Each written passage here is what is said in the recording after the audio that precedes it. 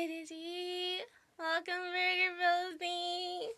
I just woke up. I don't know if that should be news or not.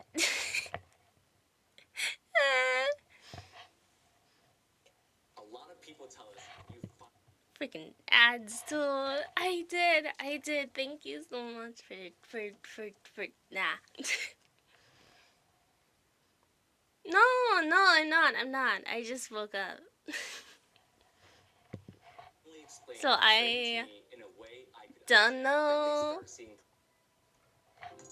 We're good for now. But how is everyone? How is everyone? Before we get into mythology, chaos type things.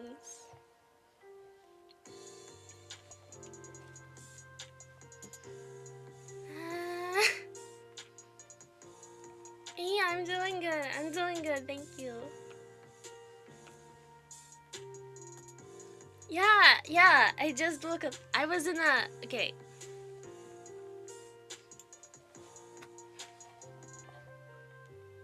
Hey, you're badass. Badass dude. Nice.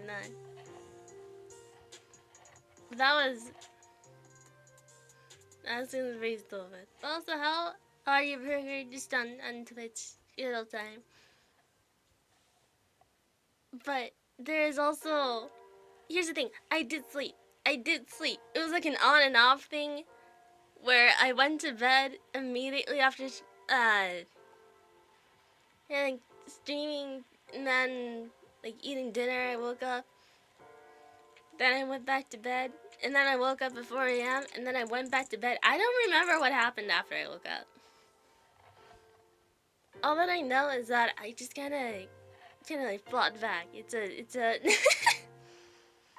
so technically I got over almost 24 hours. There we go. That's not a good thing. Aw, thank you. I know. I love my outfit, but here's the thing. It doesn't show the hair well. It doesn't show the snazzy hair. I can feel like Rapunzel. Elwin, welcome! And welcome Cedric and Neko! Hello there! How goes it? Today, I did just wake up, so we're good. Not less sleepy now. We're good.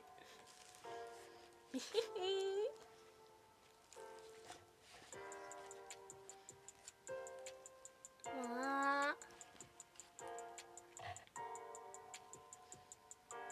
Okay. Well, you know, it's Ellen, hopefully things just calm down so you can. I don't know. I don't know the word. Best of luck, Elwin, for busy days. Why'd you boot me? But today's mythology is about. Alright.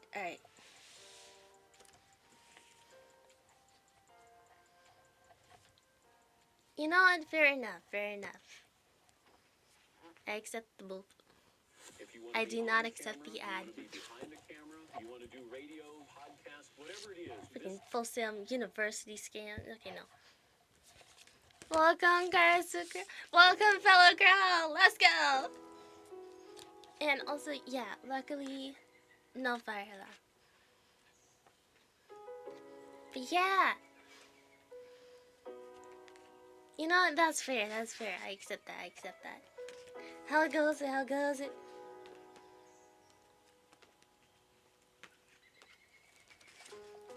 But I'm gonna be talking about the 4 great adventures today. So it'll be a good old fun time. Welcome Ashlyn Vandersim, and also I am going to discuss mythology today because I did just wake up. I was planning to sing like different tales of mythos, or stuff from Epic the Musical or something, but I haven't warmed up my voice enough.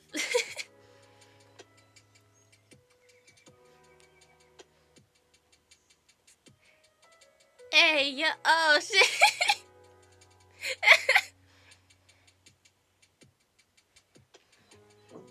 Okay, but so like today,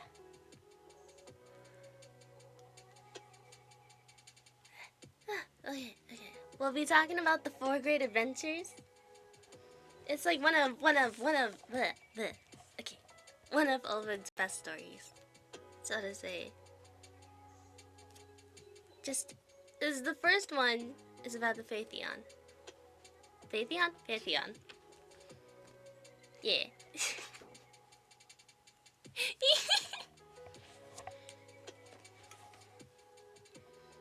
Where it's just about Radiant Palace. This will. I don't know. This is a good book. I'll just pretty much be reading from it. Didn't squish the Yoshi.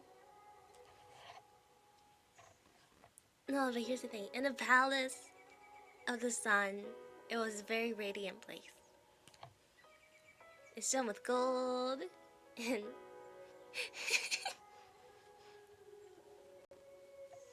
oh, now mythos. That sounds like fun. That sounds no. I would like that. I very much like having a myth about myself. It'd be funny. Also, like the palace of the sun was a radiant place. It shone with gold, gleamed with ivory, and sparkled with jewels. I would totally live there, or try to steal the place. Everything and within flashed, glowed, and glittered. It seems like so much fun. But welcome, Choiwaru. How are you? But yeah, it was like a high. It was like always high noon, and like shadowy twilight never dimmed it. It's just so bright and sparkly. That's what I aspire to have. And hey, that's good. That's good. I'm doing good. I'm doing pretty good. I did just wake up. Like darkness and nighttime, unknown. The lights just kind of flashed through.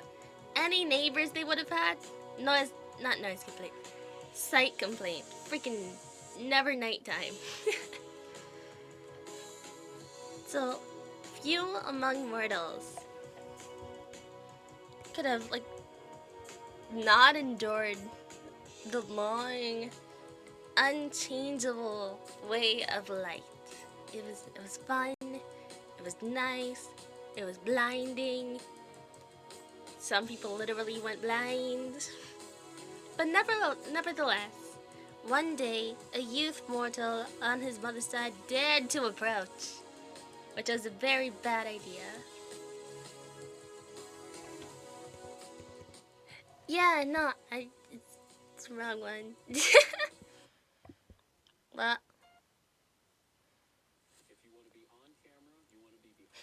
luckily now we just have an ad as background music. We're good. I'm freaking full of still university. Yeah.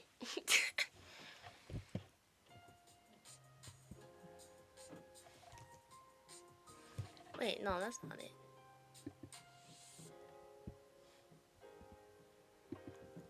Okay.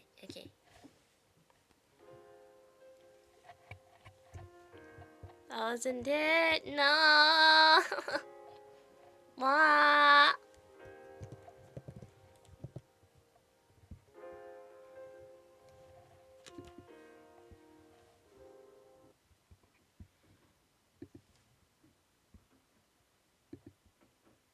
Good enough. Okay, I found something.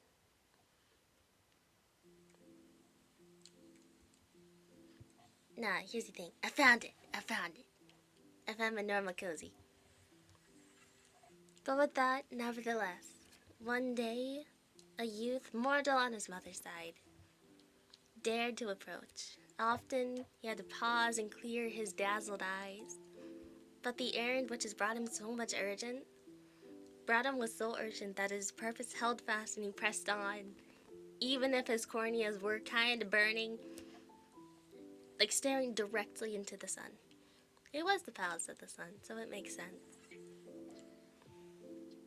It was like at the palace, through the burnished doors and into the throne room, while surrounded by blinding, blazing splendor of the sun god. There was a lad, or there the lad was forced to halt, and he could bear no more. Nothing really escapes the eyes of the sun. Like, he saw the boy instantly, and he looked at him very kindly.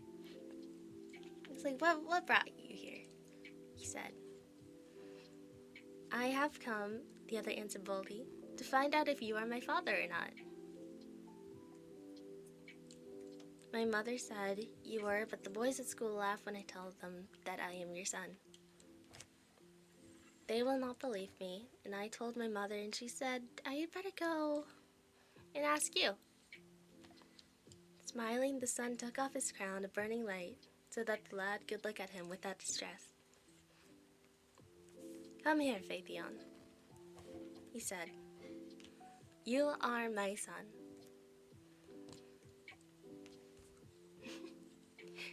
Yeah, there's so many stories of the sun. It's pretty nice. Clymen told you the truth. I expect you will not doubt my word too. I will give you proof. Ask anything you want of me, and you shall have it. I call the Styx to be witness to my promise, the river of the oath of the gods. That's how dedicated the sun was to proving himself to his son.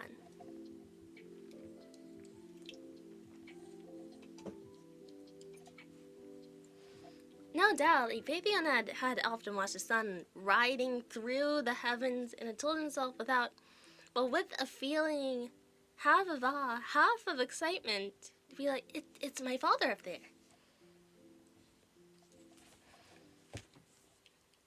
Oh, the title is also called Mythology, Timeless Tales of Gods and Heroes by Edith Hamilton. I'll type it down. I'll type it down and type it out in Twitch.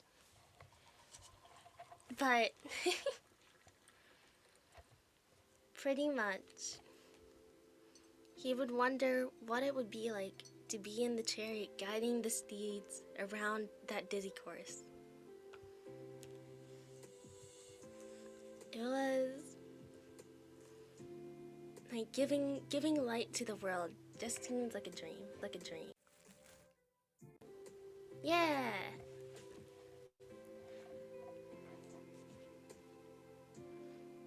But now, at his father's words, this wild dream had become possible. Instantly, he cried and said, I choose to take your place, Father. That's the only thing I want. Just for a day, a single day, let me have your car to drive. It's like having your teenage son saying like, oh yeah, Dad, let me take the car out for a spin. Yeah, he's asking for the cheese to the cheese? the keys to the chariot. The son realized his own folly. You know, like, why had he taken that fatal oath and bound himself to give in to anything that happened to enter a boy's rash young head? He's like, what, 13, 12, maybe? No! Not the cheese! But, yeah, no, nothing. Well, what could happen? What could happen? His like first words like, dear lad. said, this is the only thing I would have refused you. I cannot refuse this. I've sworn by the sticks, but I must yield if you persist. But I do not believe you will. Listen, while I tell you what this is you want, your claimant's son, as well as mine. It is you are mortal, and no mortal could drive my chariot. And welcome, Nell. But here's the thing. Indeed, no god except myself can do that. The ruler of the gods cannot. Consider the road. It rises up from the sea so steeply that the horses can hardly climb it. Fresh through. They're in the early morning. It's mid heaven. It's so high that even I do not dare to look down. I have water next to me. We're good. How are you?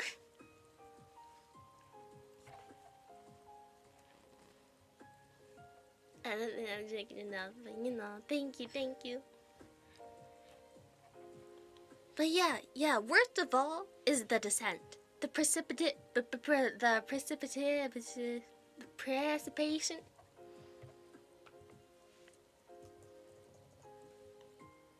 Hey. That's good. Hey, Ellen, you found the butt. You found the nice. The precipitation. The precipitation. There we go. Precipitous. Yeah, there we go. Freaking can't pronounce the words for shit. No. That the sea gods waiting to receive me. Wonder how I can avoid falling headlong to guide the horses too. It's a perpetual struggle. Their fiery spirits grow hotter as they climb, and they scarcely suffer my control. What would they do without you? Or what would they do with you? Are you fancying that there are all sorts of wonders up there? Cities of the gods full of beautiful things? Nothing of the kind. You will have to pass beasts, fierce beasts of prey. They're all that you see. They're all that you see. He's just trying to get Vatheon to not get his keys to the chariot, is a and they're all you will see. The bull, the lion, the scorpion, the great crab, they'll all try to harm you. Be persuaded, look around you. Yeah, no, the word's hard. Every time, regardless of a tongue twister or a book, I cannot say it the first time. But yeah, no, be persuaded. Look around you. See all the goods the rich world holds. Choose from them your heart's desire, and it shall be yours if you want. If what you want is to be proved, my son, my fears for you are proof enough that I am your father. False look, I'm back, great destroyer. Not a freaking dance again. Freaking banana. Maybe he's the first RPG all hero. Like people could help. He has to go collecting Lionhead. Yeah, you're right, Ellen.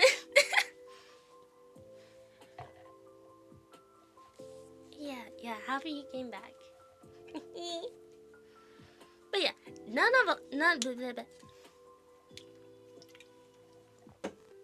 Here's the thing. None of all this wise talk meant anything to the boy. A glorious prospect opened before him. He saw himself proudly standing in that wondrous car. I cannot read to save my life. Okay. In that wondrous car, his hands triumphantly guiding those steeds, which, like Jove himself, could not master. He did not give a single thought to the dangers his father detailed. He felt not a quiver of fear, not a doubt of his own powers. At last the son just, gave up trying to dissuade him. Yeah. It was hopeless, as he saw. Besides, there was no time. The moment for, starting was at hand. Already the gates of the east glowed purple. and dawn had opened her courts full of rosy light. The stars were leaving the sky, even the lingering morning star was dim.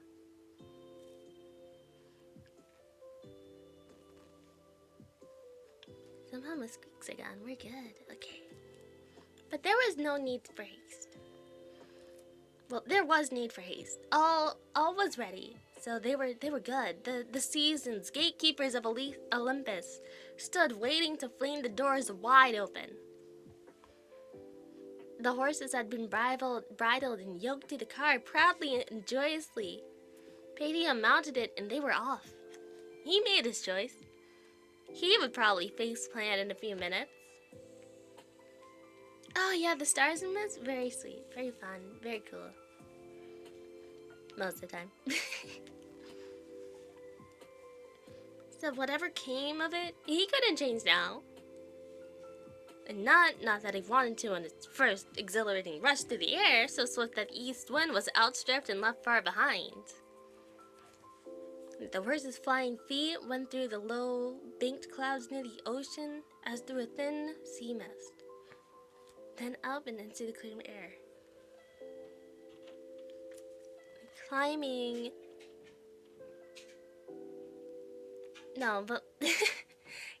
the height of heaven, like for a few ecstatic moments, Paphian felt himself as the lord of the sky. It was a dream come true in all sense of the term. But then there was a change. Here's the thing, remember, he's mortal. There's no way that this would have ended well, but the chariot was swinging wildly to and fro. The pace was faster and faster. He lost control. He can die. He's stupid. Sure, you may be like a half-blood demigod type thing, but like those feeble hands clutching at the reins didn't do jack shit. You know, it's no one else could command them. No one else could command the horses that drove the chariot. They left the road, rushed to where they chose, up and down, the left, right, nearly wrecked the chariot against the scorpion. They brought up short and almost ran into the crab. By the time this poor charioteer was like half fainting in terror. And then he let the reins fall. That was a signal for more mad and reckless running. The horses soared up to the very top of the sky. And then, plunging headlong down, set the world on fire. The highest mountains were the first to burn. Fast and Furious taught me it's all about humility. This is true. The Aida, Helicon, where the muses dwell, Parnassus, the heaven-piercing Olympus, down their slopes the flame ran to the low-lying valleys. A Pegasus were menaces.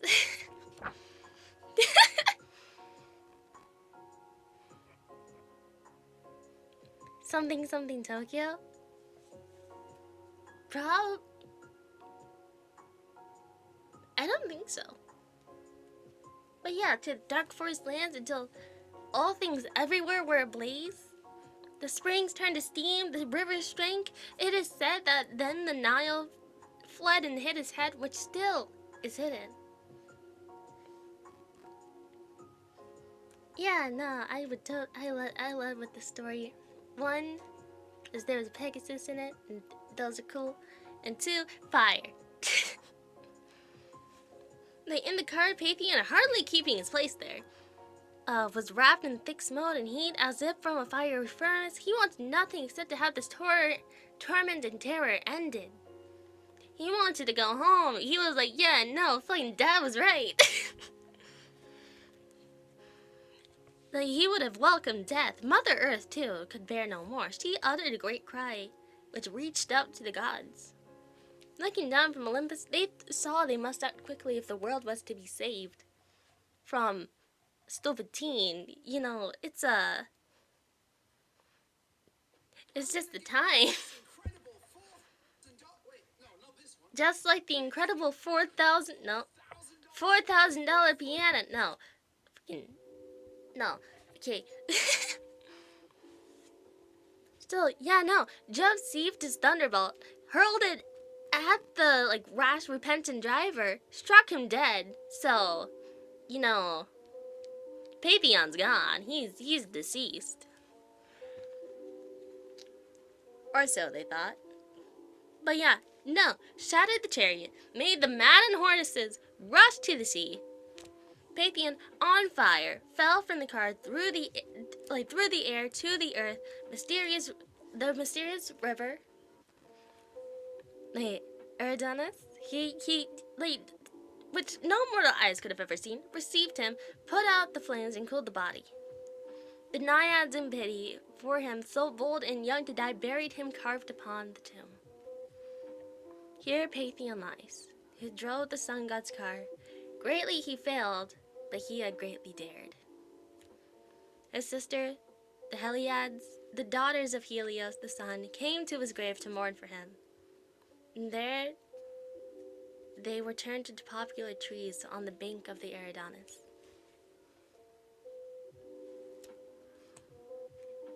And yeah, Elwin is right. If anyone would like to read along, there's a PDF of the book on Library Genesis. There we go. Yeah. But we're sorrowing, they weep into the stream forever. And each tear, as it falls, shines in the water the glistening drop of amber.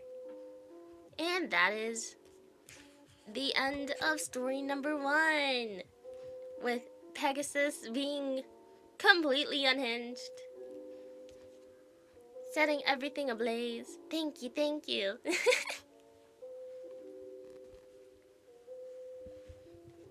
You'll learn that today is mainly gonna be yeah, no, crashing your dad's car is in every, whether it is real life, whether it is not real life.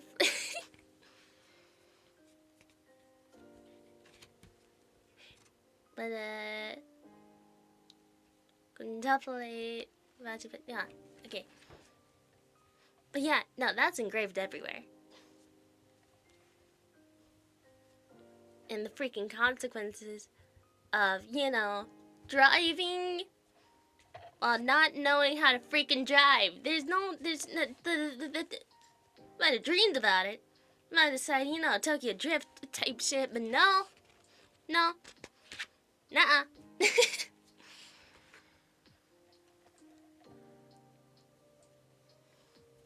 Not to mention, these were horses that could not be controlled. They were Pegasus. Kinda wish Rev was here because the next story is gonna be a doozy.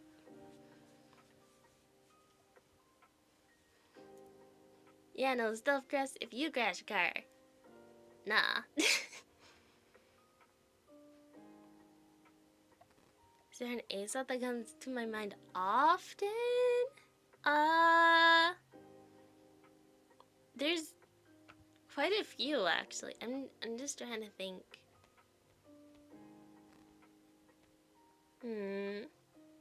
I don't know.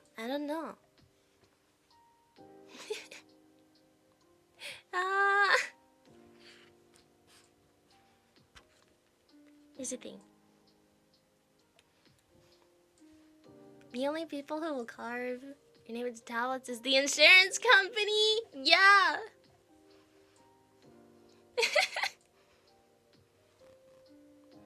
No, but there's just not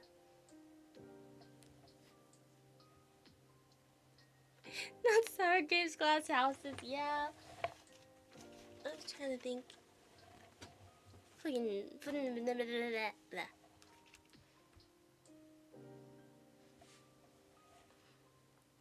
the thing. I don't like sour grapes, but I have heard of that one. But I'm thinking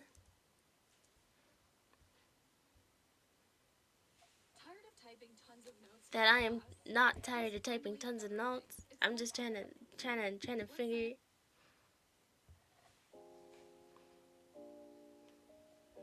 At some point, I was only thinking of the cosmetics brand.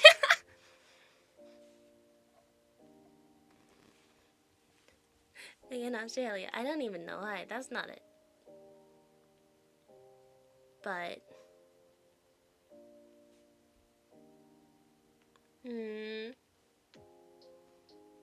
yeah, we'll find one in the 4 Great Adventures. But alright, so the next story. Yeah, no, these stories are fun. There's a reason why I have ended up sort of making mythology my thing. I definitely want one of my gen wings to join in sometime. Okay, I can just say Rev, because she is literally an embodiment of good old chaos within mythology. It's fun. It's fun. But ignoring that, the next one is about the Pegasus and Bellerophon. Hey, thank you, Owen. I appreciate you saying that, because like if I were in D&D, I would totally be a bard. I mean, look at me. Very fun time. Here's the thing. The next story, well, 2 of the sort of the chapters in the story are taken from the earliest poets. And welcome, Panda Time. You're right on time for the second story. But yeah, Hesio, in the 8th or 9th century. Oh, thank you for the pink pen light. Hi, how are you? Was dying, still waking up. Raspy, no, not fun. But 8th or 9th century tells about the Chimera and Ante's love and the sad end of Bellerophon. Freaking, there we go. Third time's the charm. That are in the Iliad. Yeah, they're fun. The rest of the story is told first best by the Pindar in the first half of the 5th century. Why can't I speak now? Oh no. But still, enough fire. City later called Corinth. Oh, thank you for claps. Very fun. Woo. But no, Glasses was king. Glaucus? Glasses. Oh, now I just can't pronounce it. Yeah. Well, you'll get it here. There's a... But no, he was the son of Sisyphus. Glaucus. And who in Hades much... He was the one that must forever try to roll a stone uphill. You know, because he once betrayed the secret of Zeus. Glaucus too, you know. It drew down on himself the displeasure of heaven. And he was a great horseman. He fed his horses human flesh to make them fierce in battle, and it was a full thing. Like, such monstrous deeds always angered the gods and they served him as he had served others. He was thrown from his chariot, and his horses tore him to pieces, devouring him. The horses love it, you know, very fun time. But yeah, no. No. Glaucus was mortal. The horses were not. Eating human flesh and shit, you know, maybe ask her about that later. But no, in the city, a bold and beautiful young man named Bellerophon was generally held to be a son. It was rumored, however, that Bellerophon had a mightier father, Poseidon himself, the ruler of the sea, and the youth's surpassing gifts of spirit and body made this account of his birth seem likely. Hey, you! Ready to start your journey this summer? Ah, yeah. The Chimera is also in this. It's a, well, not the Chimera, but a Chimera, but yeah. Yeah, no, very fun thing to ask Grab, you know? But no, it's like, here's the thing. Moreover, Bellerophon's mother, Uranum, or was it Uranome? Although immortal, had been taught by Athena until in wit and wisdom, she was the peer of the gods. But it was only to be expected on all scores that Bellerophon should have, like, seemed less mortal than divine. Great adventures would call him to such as one as he, no peril would ever hold him back. And yet the deed for which he is best known needed no courage at all, no effort even. Indeed, it proved that. Like, what man would swear could not be done, must not be held. The great power on high can give into his hand an easy mastery. More than anything on earth, Bellerophon wanted Pegasus, a marvelous horse which had sprung from the Gorgon's blood when Perseus killed her, which will be our next story. Read chapter 1, very fun. But Pegasus was a winged steed, unwearying of flight, sweeping through air swift as a gale of wind. Wonders attended him, the spring beloved of poets. The Hippocrene on Helicon, the Muses' mountain, had sprung up to where his hoof had struck the earth. Who could catch and tame such a creature? Bellerophon suffered from hopeless longing. The wise seer of fire, or Corinth, Politis, to whom he told his desperate desire, advised him to go to Athena's temple to sleep there. And it may seem like nothing at first, but there's always a reason for, like, a recommendation such as that. The gods who often spoke to men in their dreams, like, this was a good idea. Bellerophon went to the holy place, and when he was lying deep there in a slumber beside the altar, he seemed to see the goddess standing before him with some golden thing in her hand. She said to him, "Asleep? Nay, wake here. Nay, wake, here's what will charm the steed you covet." It's actually very fun. He sprang to his feet. No goddess was there, but a marvelous object lay in front of him. A bridle all of gold, such as never had seen before. Hopeful at last with it in his hand, he hurried out to the fields to find Pegasus.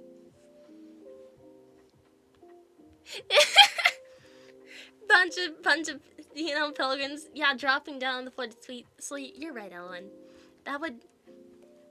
It would just be like forever, like pretty crowded and stuff. Just like, hey, no, you move. No, I need to speak with the goddess. Welcome, Cody. TVs, how are you? I was like, another ad, freaking egg. Blah. But no. He caught sight of Pegasus drinking from a far-famed spring of Corinth. Pyrene was the name of the spring. It's fine. And when he drew gently near, the horse looked at him tranquilly, neither startled nor afraid, and suffered himself to be bridled without the least trouble. Athena's charm had worked. Bellerophon was the master of this glorious Pegasus, the glorious creature. And in his full suit, bronze armor, he leaped upon his back and put him through the paces. The horse seemed to delight at the sport as much as he himself. Now he was the lord of the air, flying wherever he would, envied of all. As matters turned out, Pegasus was not only a joy, but a help in time of need as well. For hard trials lay before Bellerophon. There we go. In some way, we are not told how, except that it was purely through accident. He killed his brother. He went to Argos, where the king Proteus purified him, you know. There his trials began, and his great deeds as well. So we can kind of skim past how Bellerophon killed his brother, you know. It's a fun time. Nobody knows the other's name. That's the sad part. Unless. But no. Antea, the wife of Proteus, fell in love with him. And when he turned from her and would have nothing to do with her in bitter anger, she told her husband that his guest had wronged her and must die. Yeah, no, I don't know. A lot of sibling rivalries, I guess. Or murders. You know, it's normal.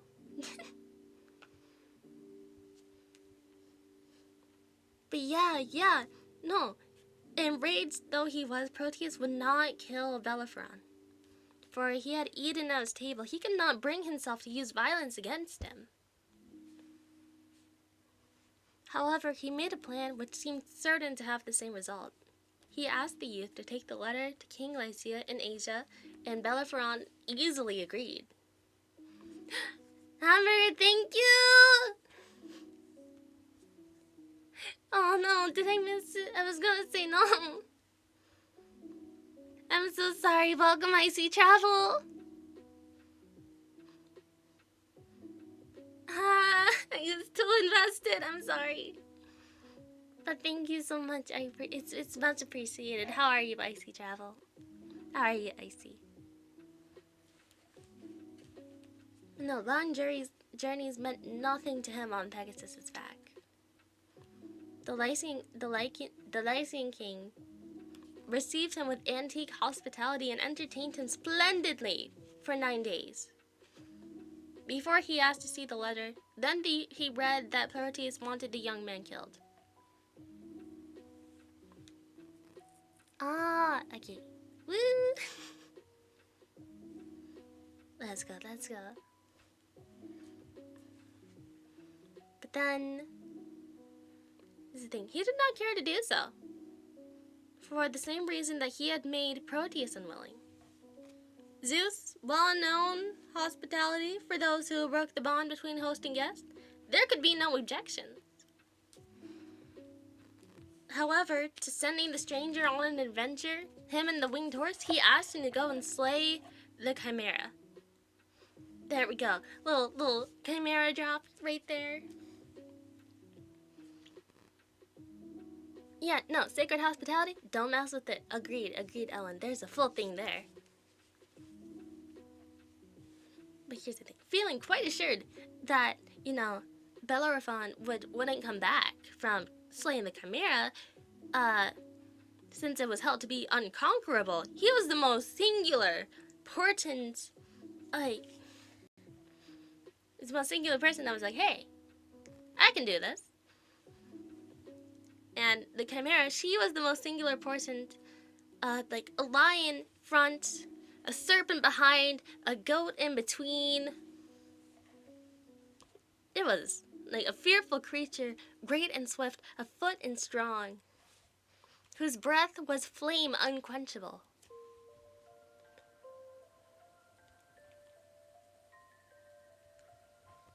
But for Bellerophon, riding Pegasus was no need to come anywhere near the flaming monster. He soared up over her, shot her with his arrows, no risk to himself. Then he went back to Proteus. The latter had to think out other ways of disposing of him. He got him to go on an expedition against the Ptolemy, like mighty warriors, and then when Bellerophon had succeeded in conquering these on as well, another against the Amazons where he did equally well. Proteus was won over by his courage. And good fortune too. He became friends with him, and you know, like Bellerophon married this dude's daughter. He lived happily thus for a long time and made the gods angry. Very fun. Nah, this Pegasus, he's the only one that's allowed to be named Pegasus. I think Rev has a short on it somewhere.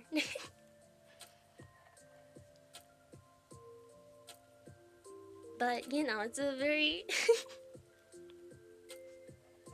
it's a time.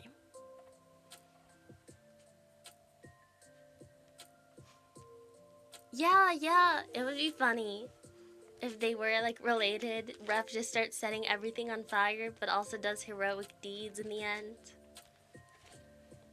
But no, these... She's like the chariot Pegasuses. Pegasus. Plural. Setting everything on fire and then just casually flying around until dipping into the sea type thing. Yeah. Thing. His eager ambition, along with his great success, led him to think thoughts too great for a man. The thing of all others the gods objected to, he tried to ride Pegasus up to Olympus. Sorry, still freaking...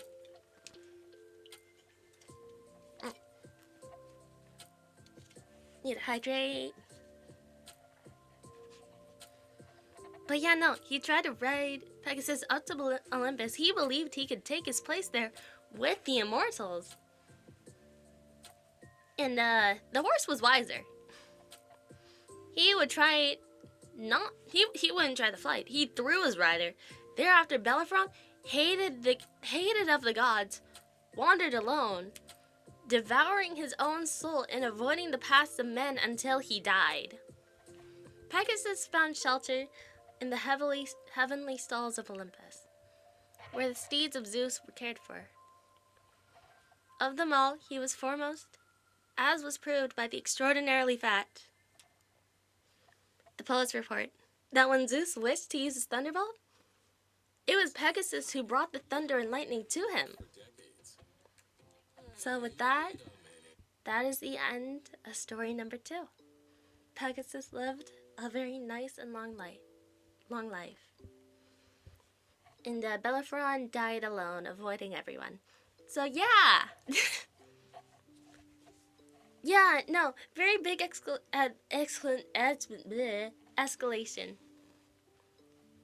But I think there is still a moral to the story of just don't get a big head when you've created so many accomplishments. Don't try to become a freaking god.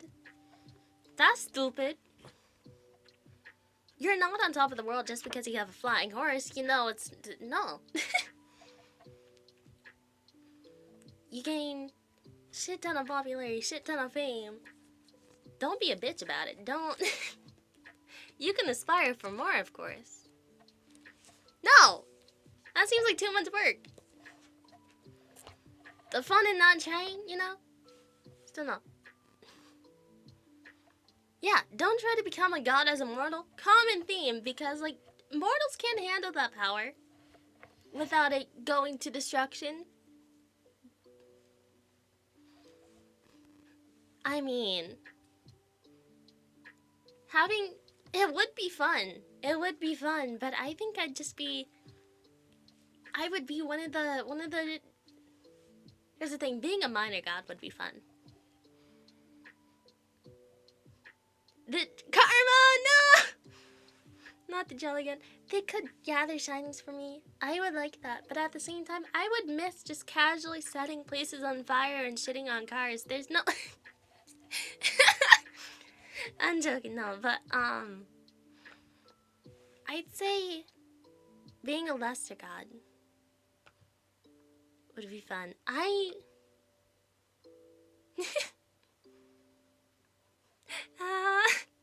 No! It's like... I mean, here's the thing. Icarus happened a little bit after this. Not too long after, but a very little bit after. The story was a bit different, though. And you know what? I think I could bully. I could bully instead. Oh, ew, it's a stinky cat. Welcome, Leo.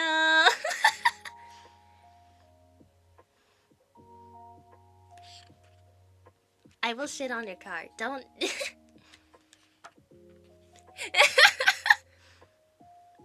It's the Nemi alignment. Fuck it out. I have failed in every semblance of the word.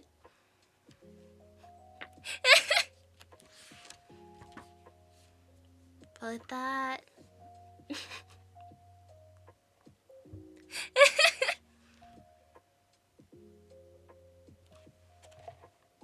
Here's the thing. I was at like 147. Yeah. So, yeah.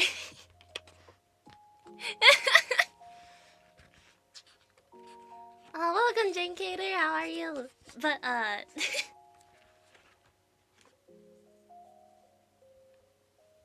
ooh, slight break for Nell Mythos. I think I want to finish the, Hey, just because I'm short doesn't mean that I can't tower over you with my godly power. No.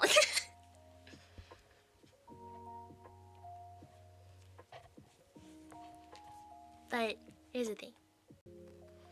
No! Here's the thing. I still can shapeshift. I'm a Tengu. There's a full thing there. I just prefer it. I just prefer to be short. Yeah. Yeah. It's a Tengu. Fight me. Yeah, I'm short big choice. Yeah. This is totally. But with that, welcome Autumn. How are you? Hey Autumn Fox. Yo, no.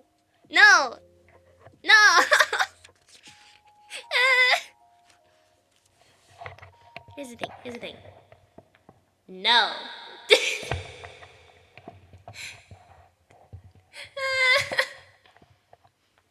Here's the thing. You missed Pegasus causing chaos and setting everything on fire. So how dare you?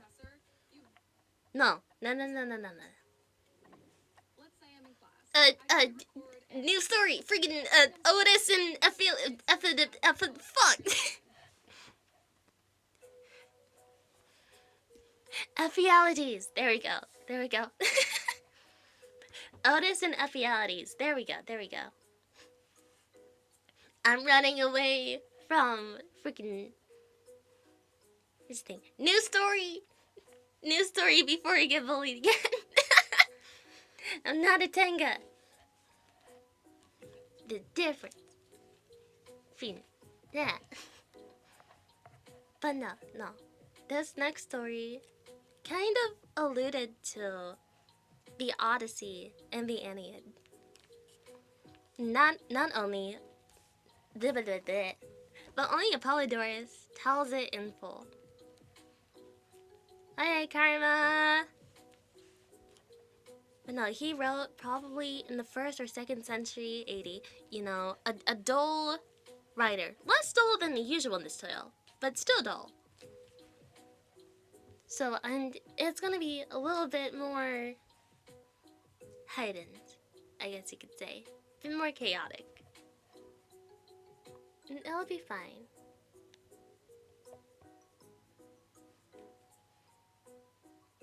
Is it?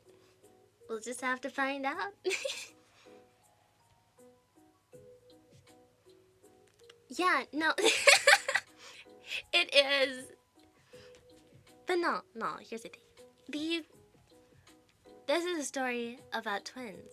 These twin brothers were giants. They didn't look like the monsters of old. They were like straight form, noble of face. Homer says they were the tallest of all, that the life-giving earth with her bread ever nourished. Handsomest too, after peerless Orion alone, Virgil speaks chiefly of their mad ambition. He says they were twins, huge body, who strove with their hands to destroy the high heavens. Strove to push Jupiter down from his kingdom like supernal. They were the sons of Iphimedia. Some say others of Canis. After all events, whoever their mother was, their father was certainly Poseidon. Although they went generally by the name of Allidae, the sons of Alos, their mother's husband, it's his. They were still very young when they set up about proving that they were the gods' superiors. And, they imprisoned Ares, bound him with chains of brass, shut him up. The Olympians were reluctant to try and free him by force. They sent the cunning Hermes to his assistance. And who contrived stealthily by night to get him out of this prison. Then the two arrogant youths dared still more. They threatened that they would pile Mount Pelion on Mount Ossa and scale the heights of heaven as the giants of old had piled Ossa on Pelion. It's fine. This passed the endurance of the immortals. And Zeus got ready his thunderbolt to strike them, but before he hurled it, Poseidon came, begging him to spare them and promising to keep them in order.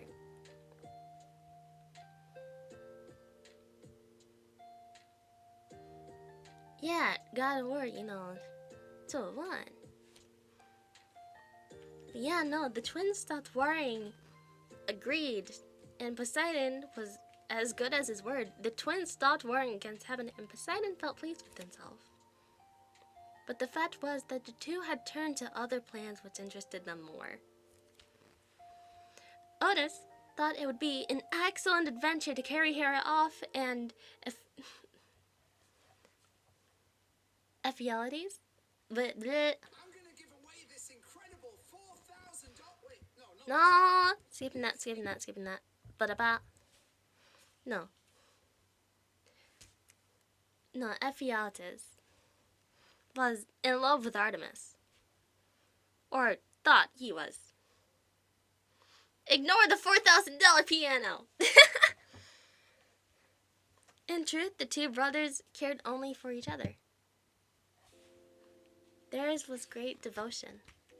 They drew lots to decide which one first seized his lady, and fortune favored Ephialtes. They sought Artemis everywhere, over the hills, in the woods, but when they last caught sight of her, she was on the seashore, making directly for the sea. She knew their evil purpose, and she knew, too, how she would punish them. They sprang after her, but she kept straight on over the sea. All of Poseidon's sons had the same power. They could run dry-shod on the sea as on land, so the two followed her with no trouble. But welcome tracks!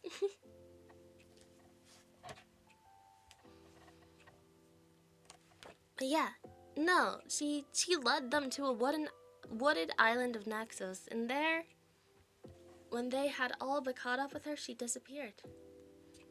They saw instead the most lovely, milk-white hinds, but springing into the forest. It said they forgot the goddess and turned in pursuit of the beautiful creature.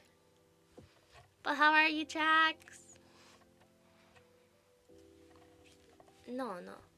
They lost her in the thick woods, and they separated in order to double the chance of finding her. I'm doing alright. I did wake up an hour ago. But at the still moment, each suddenly saw her standing with ears pricked in an open glade. Neither saw the back in the trees. Just beyond her was his brother. They threw their javelins, and the hunt vanished. The weapons sped on across the empty glade into the wood, and there found their mark. The towering forms of the young hunters crashed to the ground, each pierced by the spear of the other, each slaying and being slain by the only creature he loved. Such was the vengeance of Artemis. Oh, no, I just have a shitty sleep schedule.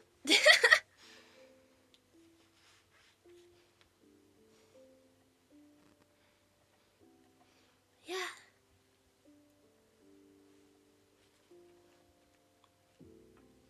I just woke up really late. Yeah, no, double kill. They just killed each other with their own javelins. It was fine.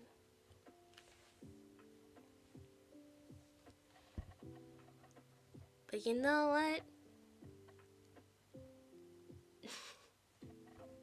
Fox it, fix it. I would. I'm making progress. I actually sleep at night now.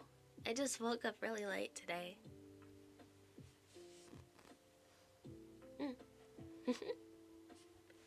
I'm working on it. And I think it'll be fine. But with that, we're gonna move on to the last of the 4 stories within the good old... What's the title? What was the title again? Freaking... No, that's a quest of the Golden Fleece. Already... Yeah, no, the 4 Great Adventures. Yeah, it is. It's only, like, a page long. But with that, we can talk about Daedalus. Did I not fuck that up? Wait a minute. No, but both Ovid and Apollodorus tell the story. You know, Apollodorus lived probably more than 100 years after Ovid. And I'm glad you think so. As a freaking... no, but... Here's the thing. He is a very pedestrian writer. And Ovid is far from that. In this case, I followed Apollodorus. Ovid's account shows him at his worst sentimental and exclamatory. And oh my god, is that a Lulu lasso? Is that Lulu I see? My favorite freaking Yari cowgirl. How are you? How are you? Hey. Yeehaw. So on the full, very fun, very fun. I'm jealous. It's hot out.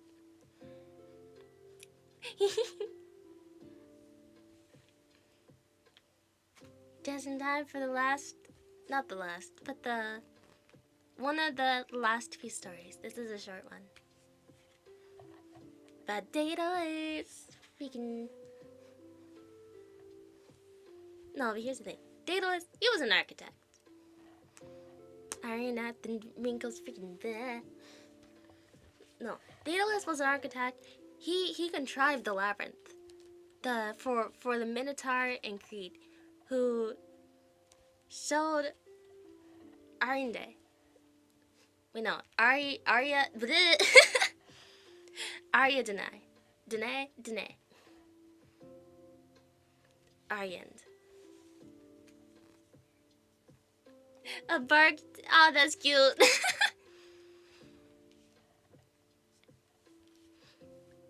Oh, is it Aryadine?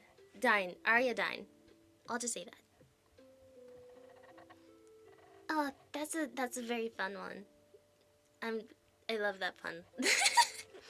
No, but here's the thing. How Theseus... Aryadine pretty much showed how Theseus could escape from the labyrinth. When King Minos learned that Athenians had found their way out, he was convinced that they could have done so only if Daedalus had helped them. Yeah, Ariana Grande back in the day was back in the BC times, back in the AD times, you know, BC times, you know, it was crazy.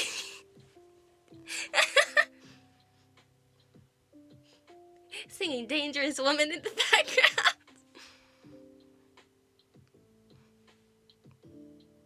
No, but Ariadne was pretty much... She was the one who helped Theseus and the other, like, Athenians. Here's the thing. Accordingly, Daedalus, completely innocent, didn't do jack shit, was imprisoned, and his son Icarus was also in the labyrinth for a time.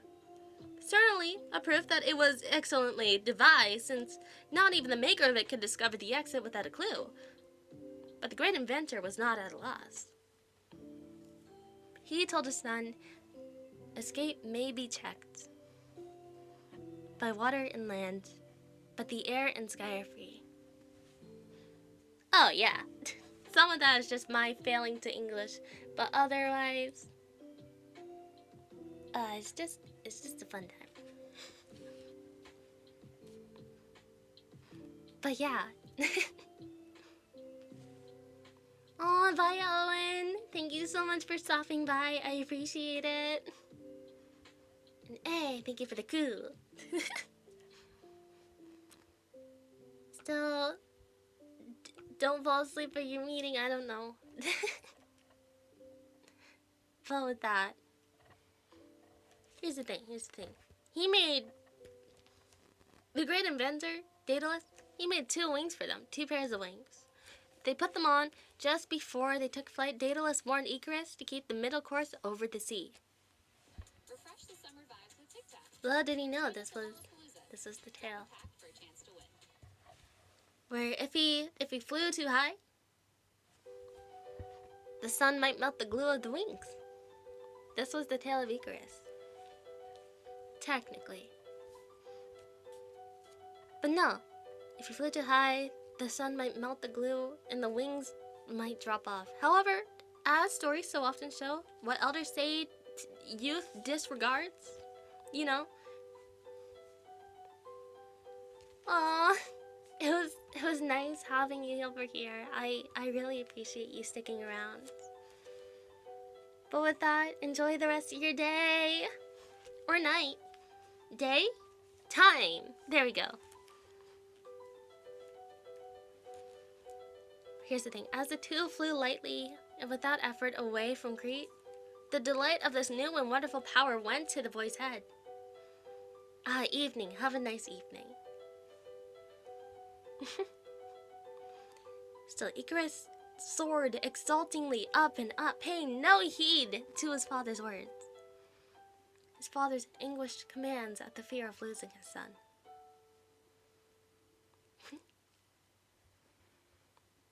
But then he fell. Simple as that. Water closed over him, and the afflicted father flew safely to Sicily, where he was received kindly by the king.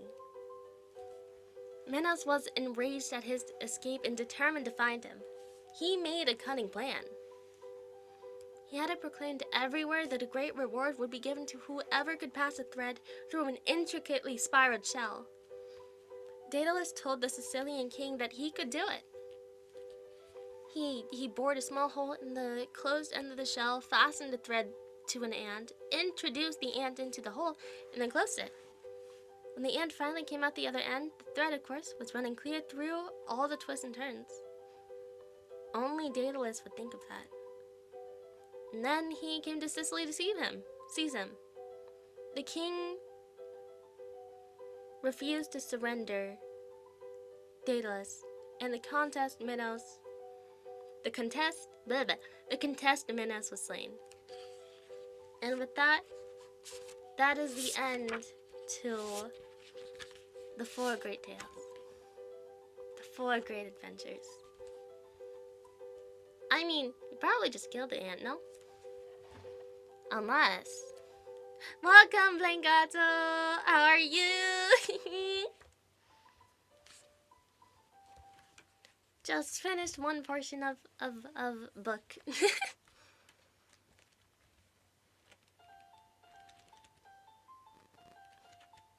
Should I talk about the Olympians, or is that too cliche?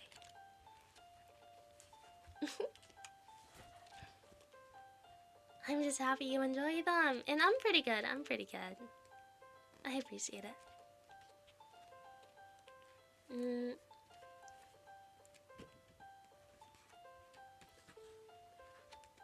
So, I'm thinking. Do I want to do... The heroes of the Trojan War? Or maybe of Atalanta. Not Atlanta, but Atalanta.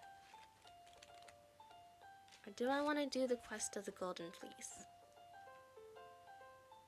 All of which are good stories.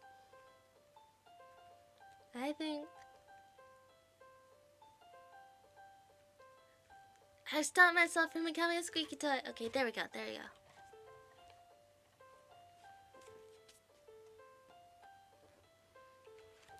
I'm thinking maybe the quest of the Golden Fleece would be good. Ba-da-ba.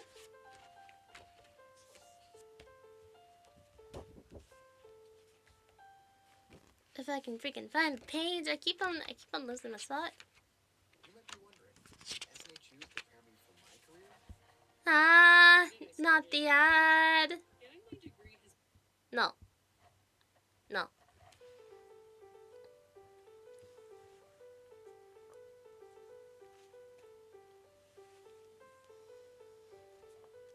I live awake. Even Greek myths had ads. Yeah, that's maybe in a different way.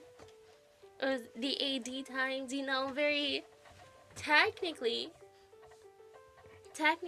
that was a good point.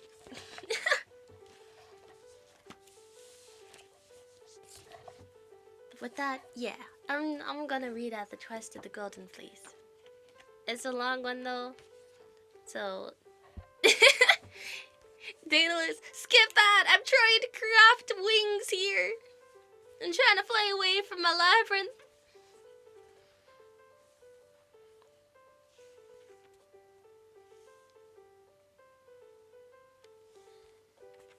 But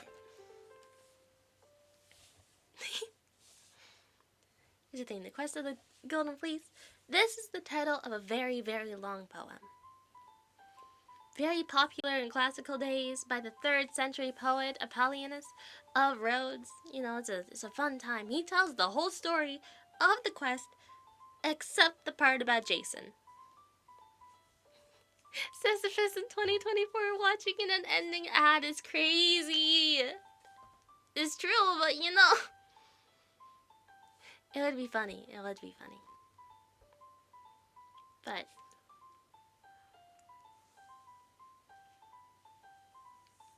I'm still awake. I'm not heading back to sleep. No, but this is ignoring Jason, ignoring Peleus, which, taken from Pindar, you know, no, you don't know. This thing is the subject of one of his most famous odes. Written in the first half of the 5th century, Apollonius ends his poem with the return of the heroes to Greece. I have added into account of what Jason and Medea did, taking it from the 5th century tragic poet Euripides, who made it the subject of one of his best plays. These 3 writers are very unlike each other. No prose paraphrase can give any idea to Pindar, except perhaps something to a singular power for vivid and minutely detailed description. Readers of the Aeneid would be reminded of Virgil by Apollonius. The difference between Euripides, Medea, and Apollonius's heroine, and also Virgil's ditto. Ditto? Why was I thinking of the Pokemon? No, is in its degree a measure of what Greek tragedy was.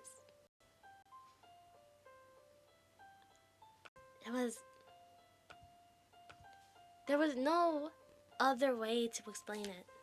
The first hero in Europe who undertook a great journey was the leader of the quest of the Golden Fleece. He was supposed to have lived a generation earlier than most famous Greek travelers. The hero of the Odyssey. It was of course a journey by water, you know. Rivers, lakes, and seas were the only highways. There were no roads.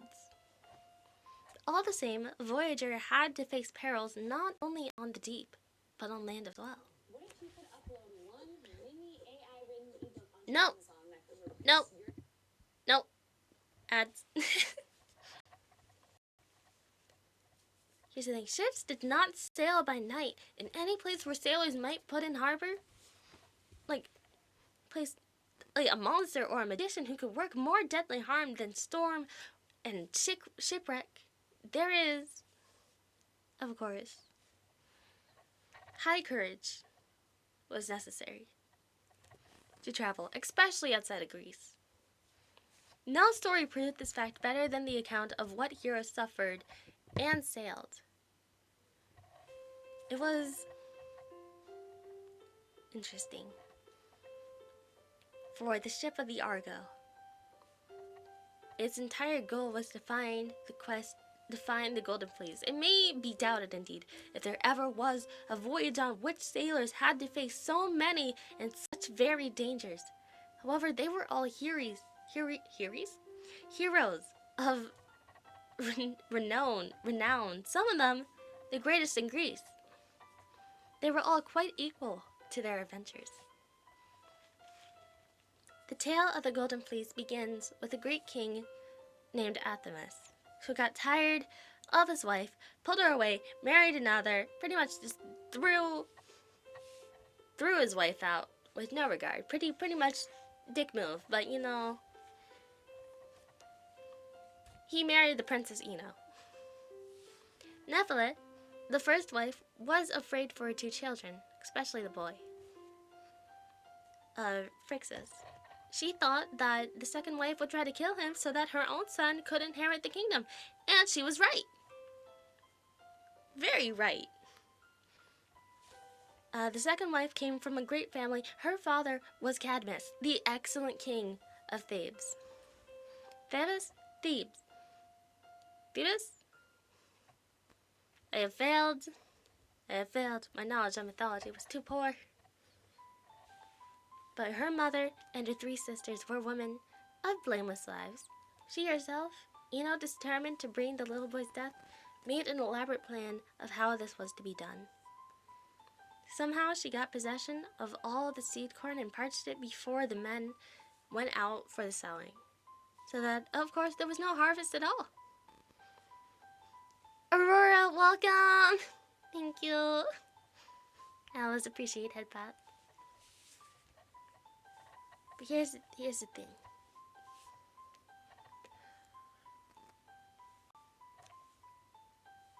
No squeak, we're good. Not a rubber ducky today. Suffer. Still, when the king sent a man to ask the oracle what he should do, in the fearful distress, she persuaded, or more probably bribed, the messenger to say that the oracle had declared the corn would not grow again unless they offered up the young prince as sacrifice. Because this king's ex-wife was pissed. Understandably. The people threatened starvation. How are you? If you're still here, Aurora. But the people threatened with starvation forced the king to yield and permit the boy's death to the later Greeks. To the latter Greeks, the idea of such a sacrifice was as horrible as it is to us. Ooh, nice. Can you share? How are you? How goes it? Ooh, nice.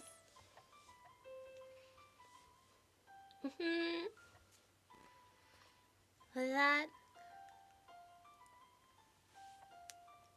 Just woke up too. Freaking yeah. Okay, no. But when I played a part in the story, they almost always changed it into something less shocking. As this tale has come down to us, the boy had been taken to the altar, a wondrous ram with a fleece of pure gold. Snatched him up, his sister up, bore them away through the air. Hermes had sent him in to answer their mother's prayer. While they were crossing strait, which separates Europe and Asia, the girl, whose name was Helle, slipped and fell into the water. She drowned. The strait was named for her, the Sea of Helle, the Hellespont.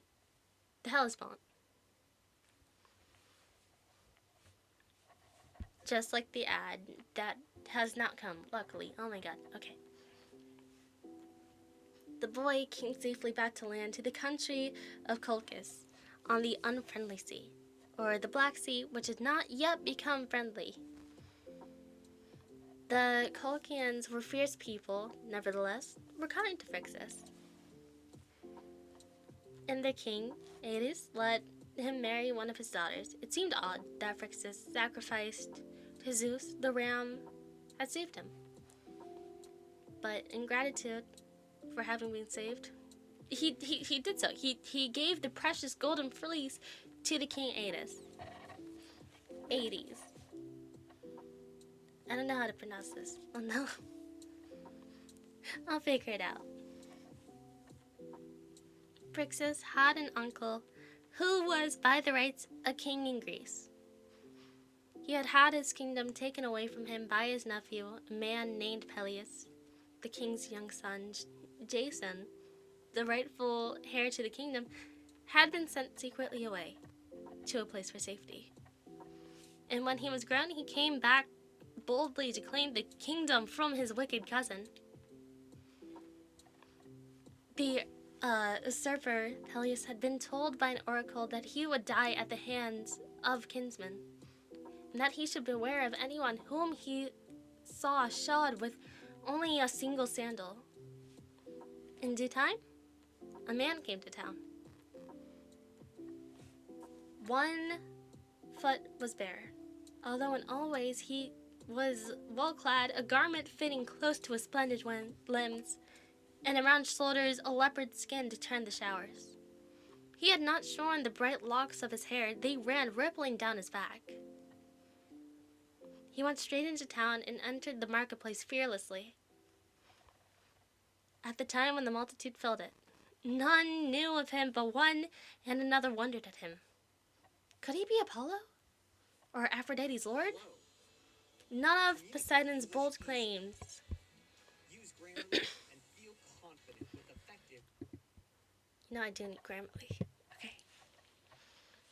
No, but not one of Poseidon's bold sons, for they were dead. They questioned. Oh, I think this one's copyright.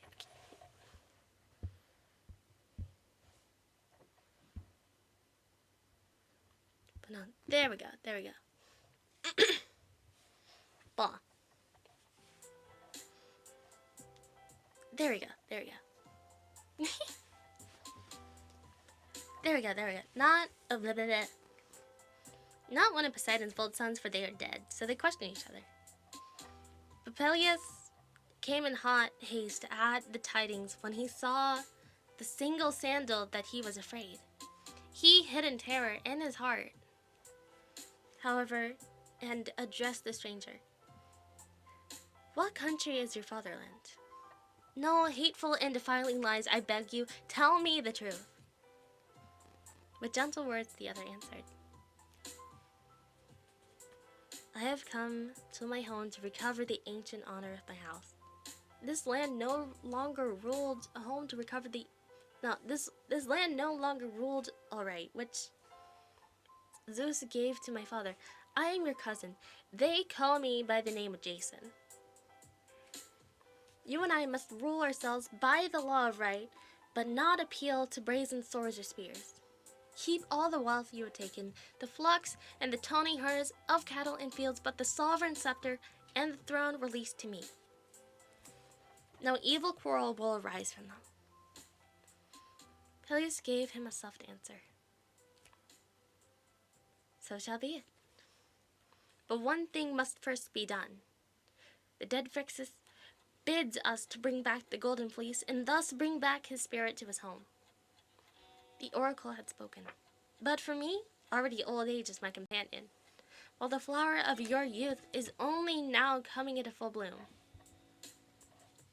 Do you go upon this quest, and I swear with Zeus as witness that I will give up the kingdom and sovereign rule to you.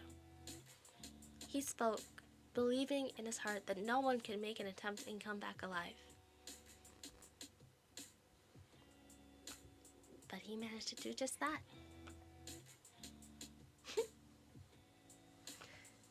For the idea of the great adventure was delightful to Jason. He agreed, and let it be known everywhere that this would be a voyage indeed.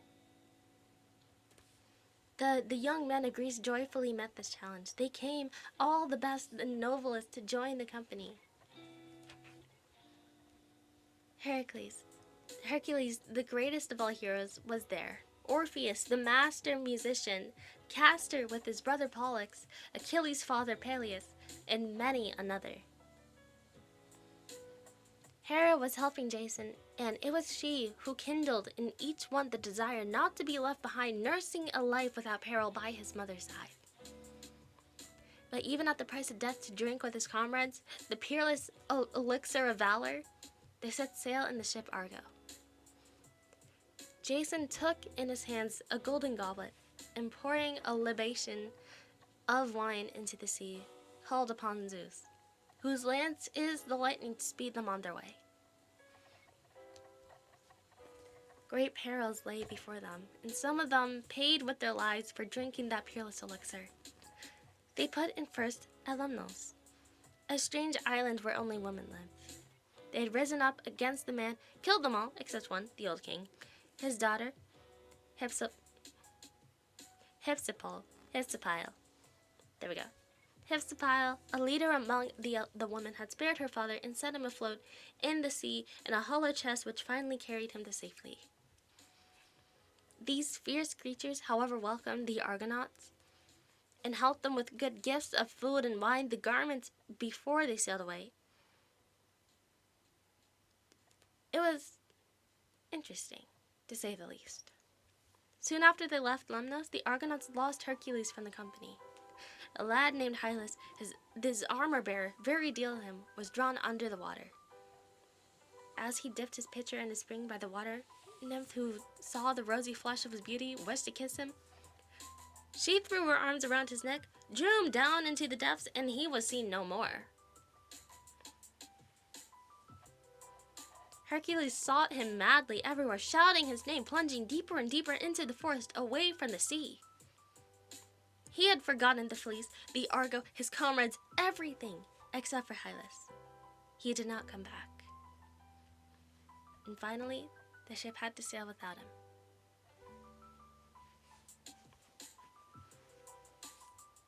Their next adventure was with the Harpies. Frightful, flying creatures with hooked beaks, claws, who always left behind them a loathsome stench, sickening. All living creatures.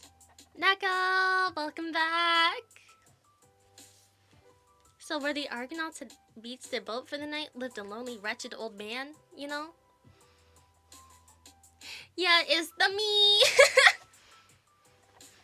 Hey, dinner break time! Nice. My leg fell asleep. Why is... Okay, this story, very long. Have to shuffle around, because...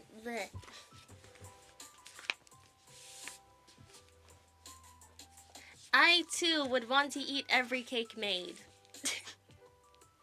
Doesn't have to be by my own hand. I would accidentally die. Well, that is glorious. Cake decor. Freaking cool. But yeah, no, harpies, my Greek counterparts, you know, we, they were stinky. My Greek counterparts were stinky. But that is the thing.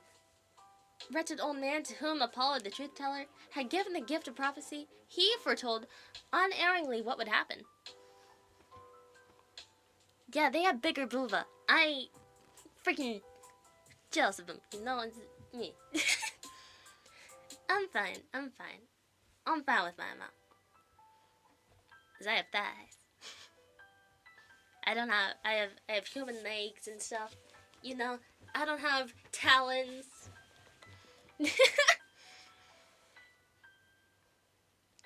Hey, but yeah. With that,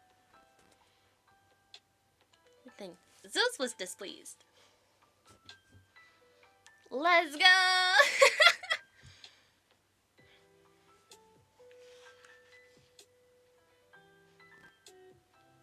The thing, Zeus had always liked to wrap in mystery what he would do, very sensibly too, in the opinion of all who knew Hera. But I still embraced being part of the itty bitty titty committee. The harpies with their big boobas, they're fine. They're fine.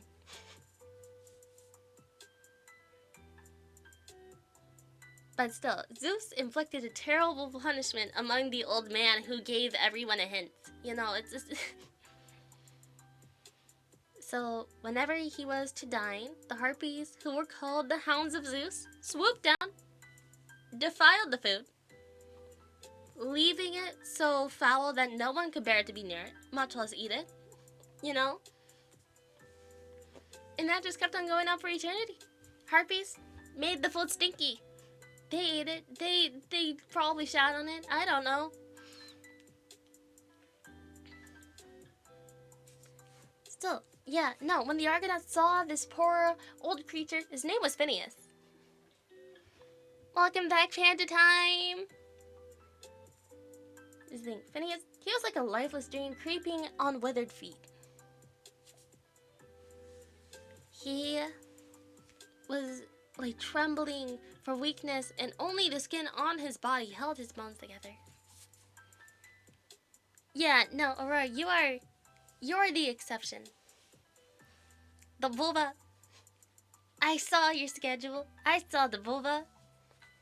Freaking jealous, you know.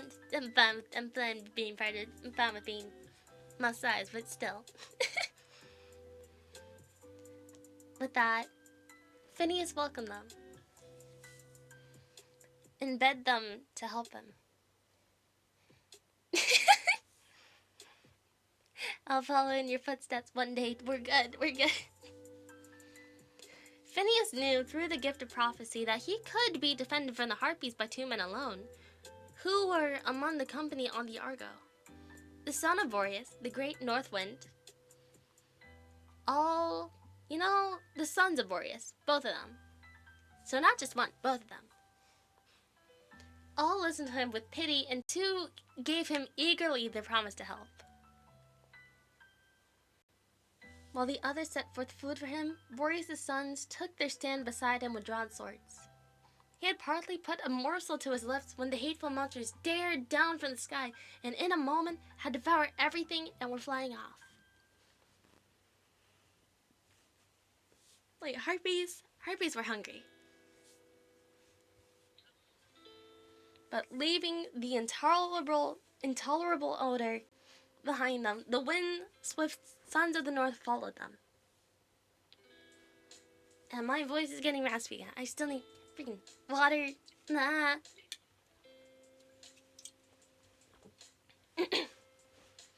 Ba-ba-ba. No. The winds-swift sons of the north followed them. They caught up with them and struck them with their swords. They would assuredly have cut up to pieces of Iris, the rainbow messenger of the gods, gliding down with the heavens, had not checked them. This is the story of Jason. This is the story of Jason. This is the story of the Golden Fleece. The full story. A very long one.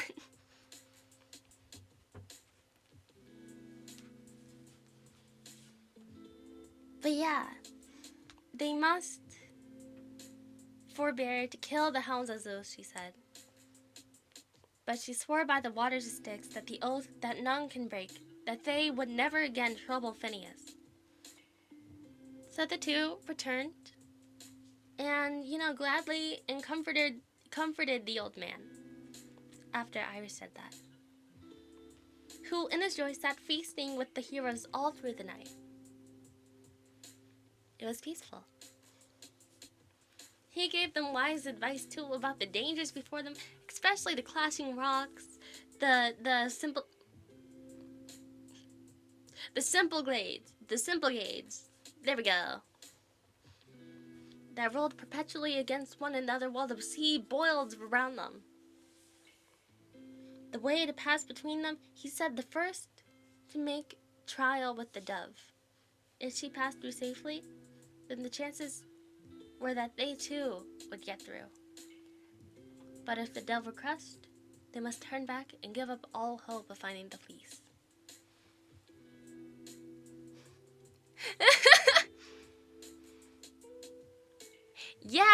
Yeah, pretty stupid. But you know what? They were all adventurers at some point. What could go wrong?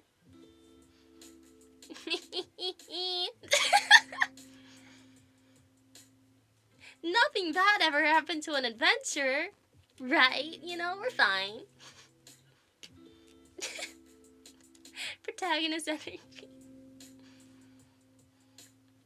But no, there was... Here's the thing. The next morning, they started with a dove, of course, and were soon in sight of the great rolling rocks. It seemed impossible that there could be a way between them, but they freed the dove and watched her. She flew through and came out safe. Jason was a badass. Only the tips of her tail feathers were caught between the rocks as they rolled back together, and those were torn away.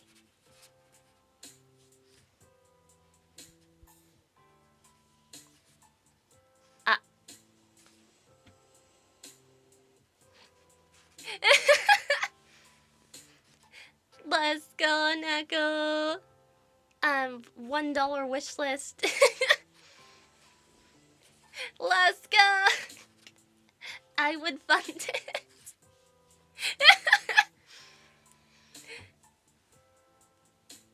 but okay. That is funny. That is funny. Wholeheartedly glorious. Sorry, I forgot where I left off. That was...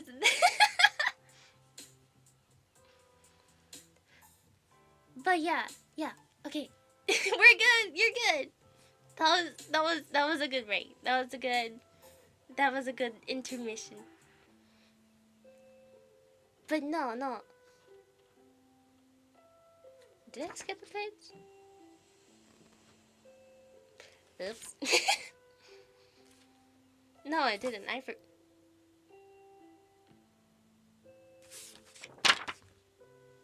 Oh, I skipped a page. Okay. No, I didn't skip. I forgot about it. Alright.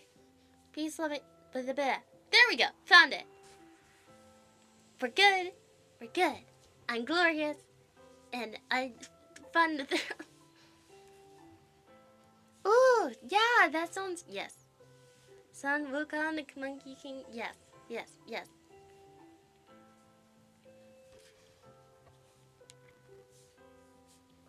But, okay. Rocks parted. Alright, lost your tail feathers. Ba-da-ba-da-ba. Yeah! Journey to the West is fun. That'll be the next story I tell.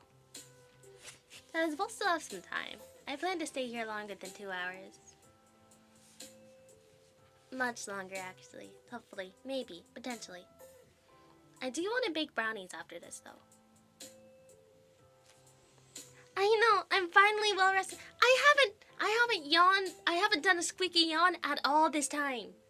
It's a miracle. And yeah, I'm planning to bake brownies. Specifically, like double, what's the word?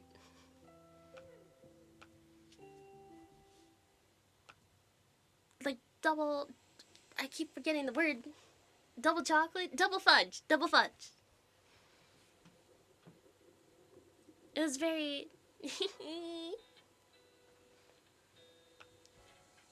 Because my Nana, my granny, she's just like, you know what? Let's bake brownies. I'll be there to supervise. You won't be able to burn the house down with me around. So, we'll be good. Yee! I can finally bake brownies without being scared that it'll come out terrifying.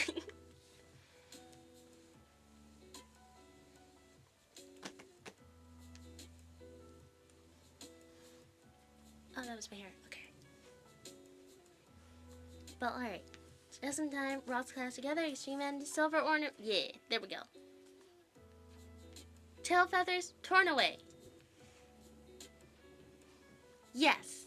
Yes, you can. If you bring a spare tire, yes. My grandpa still needs to get one.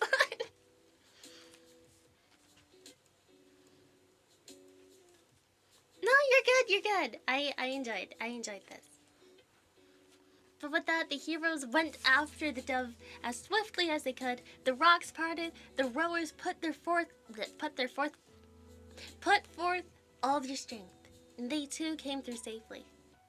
Just in time, however, for the rocks clashed together. By so little, they escaped destruction. But ever since they passed them, the rocks had been rooted fast to each other, and had never any more brought disaster to sailors.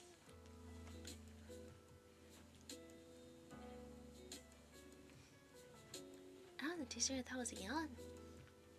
But not far, there was a country of the warrior woman, the Amazons, the daughters, strangely enough, of the most peace-loving nymph, Sweet Harmony, their father Ares, terrible god of war, whose ways they followed, and not their mothers. The heroes would have gladly have halted the close battle with them, and it would not have been a battle without bloodshed, of course. The Amazons were not gentle foes, but the wind was favorable and they hurried on. They caught a glimpse of the Caucasus. There we go. Freaking big words. Sped past. And of Prometheus on his rock high above him. They heard the fanning of the eagle's huge wings as it darted down to his bloody feast.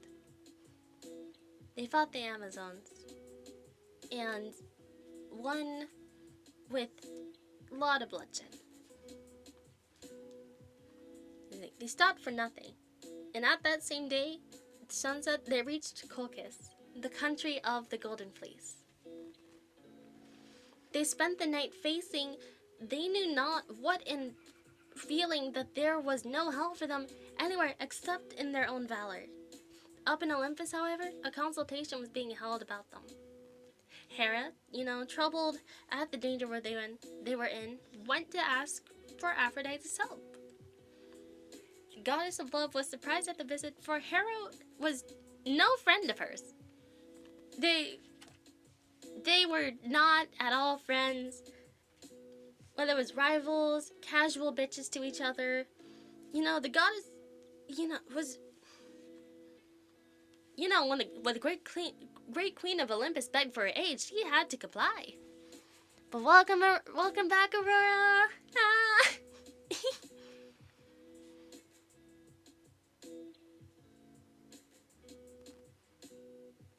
Ah. I mean, they're always revealed, no? Yes, very... No. Alright, I tried to...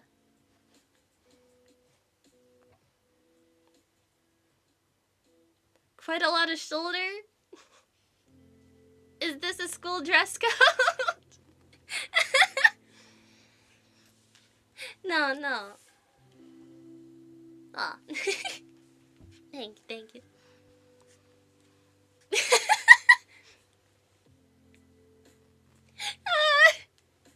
Oh no!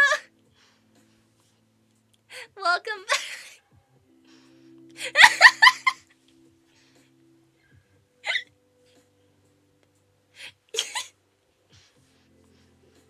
Yes, I am very much.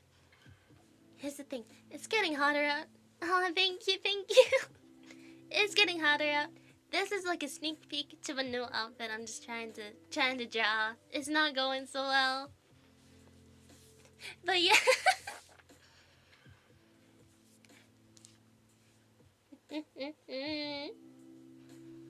But with that.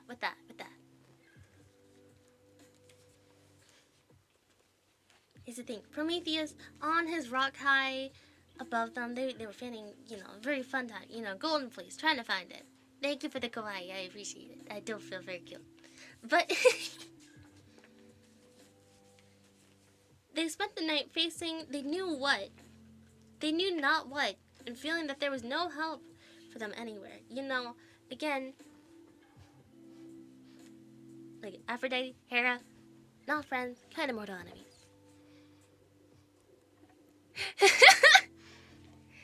Here's the thing. I have tape. We're good. We're good. The tape works well. It's Here's the thing. You know the tape that keeps the bulbas from sliding?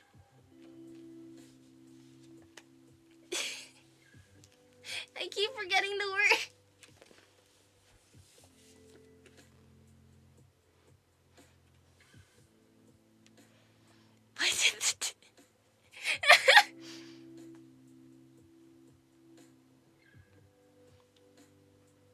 Here's the thing, why did the streamer's channel get banned?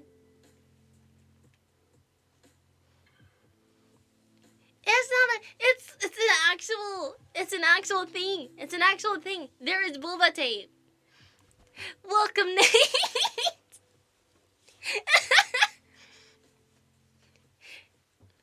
Happy to see you back. How are you? How are you? No, I'm just talking about the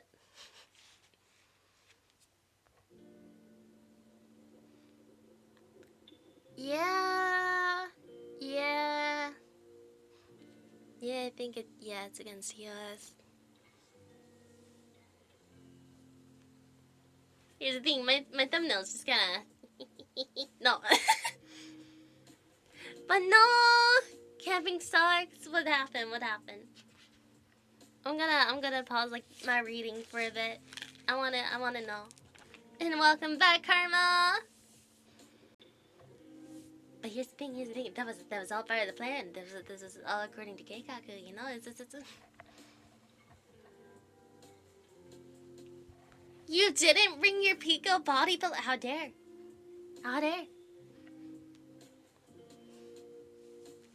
Wait, who's grandma?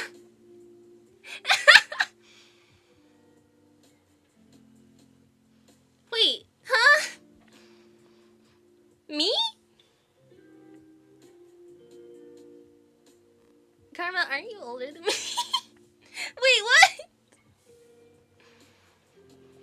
But no, Nate! Hey, Neko. I think Nate needs the spare tire more than me. It's a... But yeah, no. Am I 200 years old? Wait. Oh my god. You know what? You'll still get the brownies for free. I'll give them to you for free. You've been nice. Welcome, Fizzerol. It's... I am barely 100 years old. How dare you? Oh, thank you.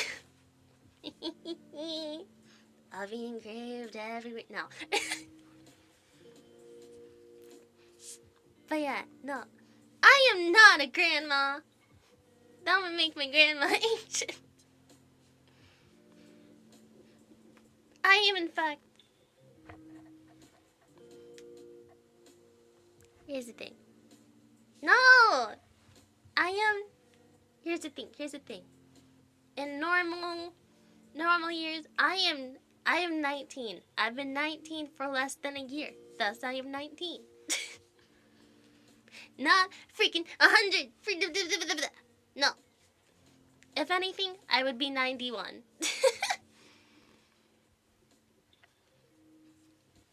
Here's the thing. You flip it around, I'm 91. Exactly. Yeah, no, you're... Yeah, you're my older sister. This is what happens. This is why you have bigger bulbas.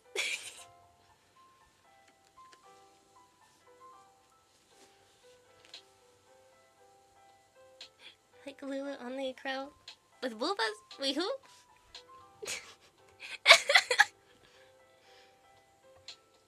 You think 19? Pretty close to 100, you know? Just flip a couple numbers around. About the dirt man? Wait, what's the dirt man? Hold on. Oh, yeah!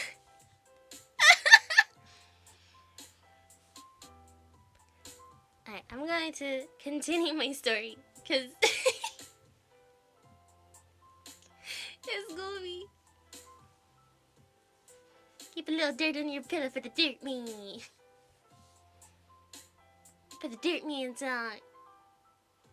I would, but I can't really sing at the moment without casually dying, and I'm sad. For the dirt man when he comes to town. But yeah.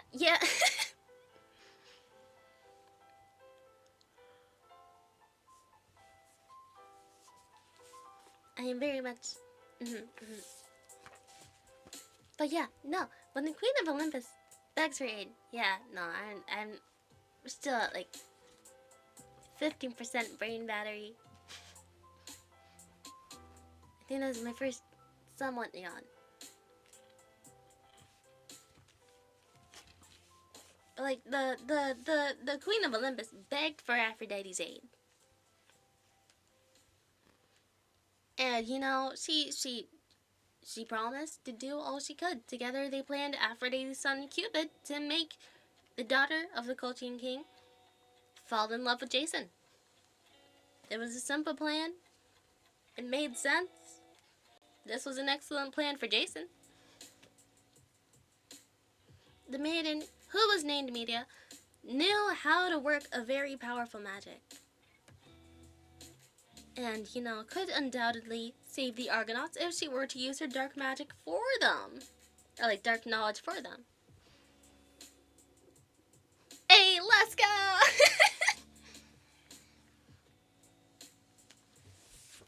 Very fun, very fun. Aye. To whoever's watching, I don't know. But yeah.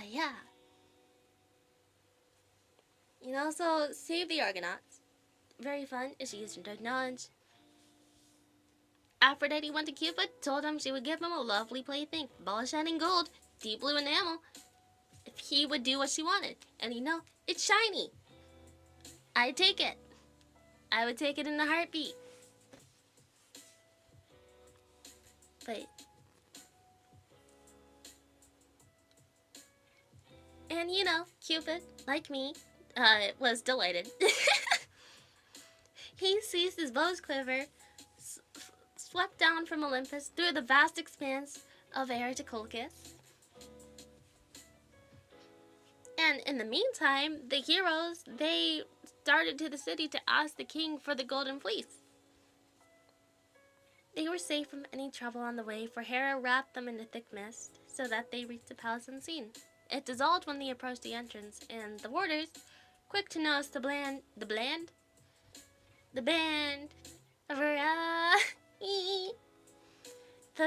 of splendid young strangers, there we go, led them courteously within and sent word to the king of their arrival. He came at once and bade them welcome. His servants hastened to make already built fires, heat water for the bath, and prepare food. All in all, I would be dead asleep, you know.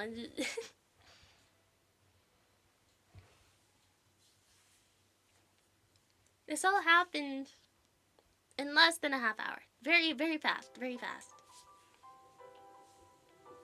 Into this busy scene stole the Princess Media, curious to see the visitors, as her eyes fell upon Jason.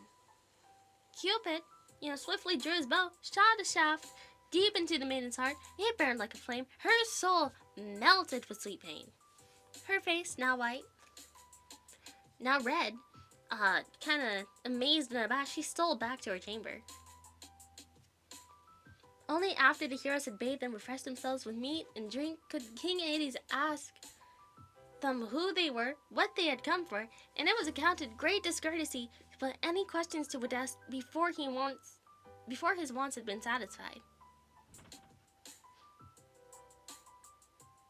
Jason answered that they were all men of noblest birth, sons or grandsons of the gods, who had sailed from Greece in the hopes that he would give them the golden fleece in return for whatever service he would ask of them. And sure, it was fine. But they would conquer his enemies for him, do anything he wished. A great anger filled King Aedes' heart as he listened. He did not like foreigners any more than the Greeks did. He wanted them to keep away from his country, and he said to himself, if these strangers had not eaten at my table, I would kill them. So yea, for etiquette, food-wise thing. But in silence, he pondered what he should do, and a plan came to him. Aw, that would be sweet.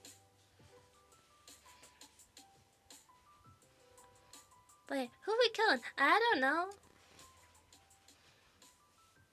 But here's the thing, if that happened, it would just be very cute FaceTime. But with my good old crow self, it's very fun. But yeah, no. Who are we killing? We're killing the Argonauts. We're killing Jason and the Argonauts. Because this king, he told Jason he bore no grudge against brave men, and if they proved themselves, he would give the fleece to them. The old man did nothing wrong. He's just feasting. But yeah, go ahead. And the trial of your courage, he said, shall be only what I myself has done.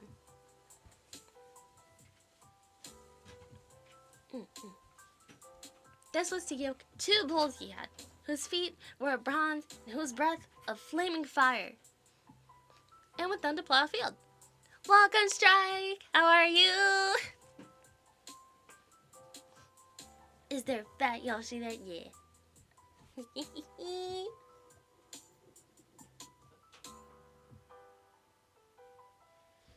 Aw. Damn, I see how it is. I see how it is. It's completely fine, though I understand. Puffy! Welcome! Nell there! No, the teeth of a dragon, cast into furrow, seed like corn, spring up once the crop of armed men, the bull was interesting. No! Not my grandpa!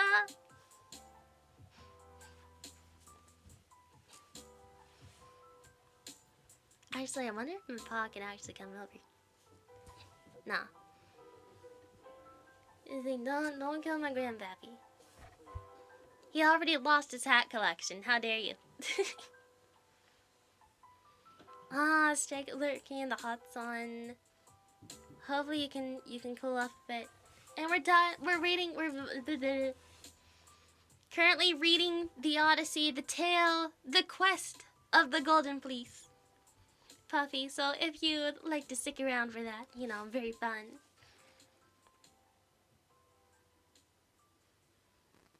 Fair enough. I don't know what I said. I can read. I cannot speak. I'm getting better though. My stutter has definitely improved from when I was really sleepy. So we're good.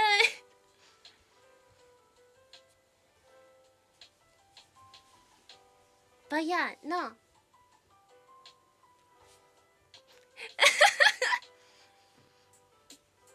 I'm just happy that when I'm not sleepy, my stutter said, "Hey, you know what?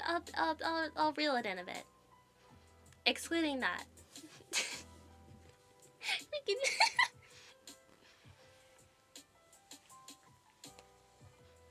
But yeah, no. The bull's bronze feet, flaming fire, breath, teeth of a dragon.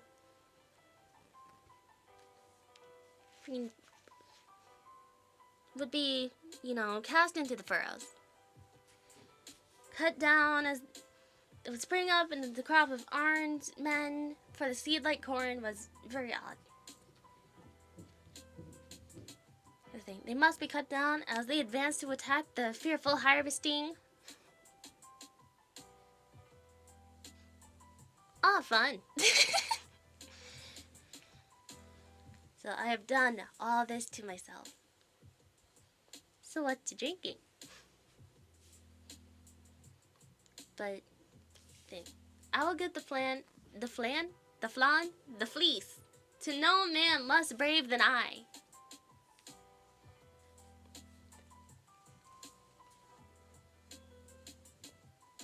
Yeah, for once, I'm not squeaking. It's weird. I actually feel energized and stuff. Mainly because I slept for way too long. No! Wait, shit. I would like to formally apologize. I haven't said it as much today, so we are good. Hopefully. Alright. Thank you. But I will give the fleece to a man no less brave than I. For a time, Jason sat speechless. The contest seemed impossible beyond the strength of anyone. Finally, he answered. I will make the trial, monstrous though it is, even if it is my doom to die. Oh, Puffy, you like the squeaks? I will do... Here's the thing. I'm also planning to do a nighttime stream tonight. I didn't want to say anything, but at like 2 a.m. if I fail to fall asleep. But yeah, no.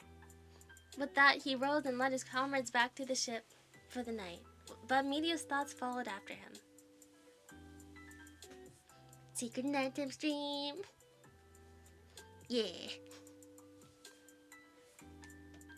And all through the long night, when he had left the palace, she seemed to see him. His beauty and his grace, hear the words he uttered. Her heart was tormented with fear for him, for she guessed what her father was planning. Secret tunnel! No. So when they returned to the ship, the heroes held a council one after another and urged Jason to let him take the trial upon himself. But in vain. Jason would yield to none of them. As they talked, there came to them one of the king's grandsons, whose life Jason had once saved. He told them of Media's magic power, that there was nothing she could not do, he said. Check the stars even. The moon. How do you say that right? No, the moon. Blech. But if she were persuaded to help, she could make Jason able to conquer the bulls and the dragon teeth men. It seemed the only plan that offered any hope. And, urged the prince to go back and try to win Media over, not knowing that the god of love had already done that. She sat alone in her room, weeping and telling herself she was shamed forever because she cared so much for a stranger that she wanted to yield to a mad passion and go against her father. Far better die, she said. She took in her hand a casket which held herbs for killing, but as she sat there with it, she thought of life and the delightful things that are in the world. The sun seemed sweeter than ever before.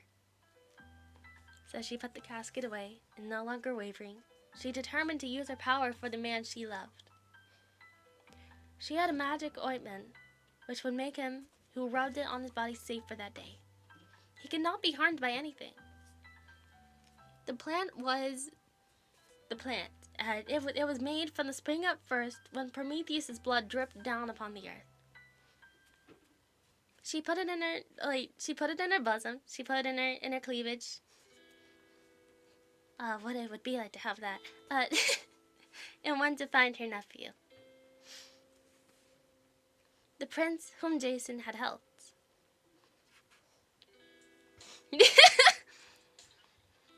Media the woman that's in love with Jason, thanks to Cupid, she had vulvas. She also had an ointment that could make Jason avoid death in every sense of the term, pretty much invincible. So she hid the ointment in her cleavage. That's about it. She had vulvas. Might as well use them as story. She met him, and he was looking for her to beg. Blah, blah, blah, blah. This is the thing. The prince whom Jason helped. She met him, and he was looking for her to beg her to do just what she already decided on. She agreed at once to all he said and sent him to the ship to tell Jason to meet her without delay at a certain place. And welcome, Tuxcat, California. You know, he'll never like there.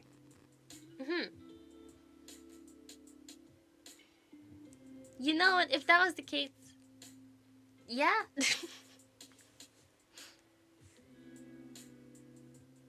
What booba? Hi. Here's the thing.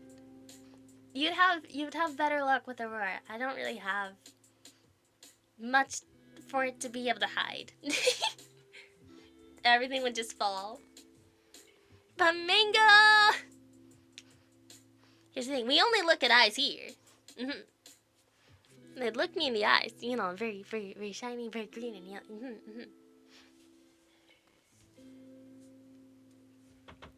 There's nothing in my booba. I have eyes. That's about it. But yeah, no. She agreed at once, and he said, do all he said, send her to the ship, tell Jason to meet her without delay at a certain place, da da da da da.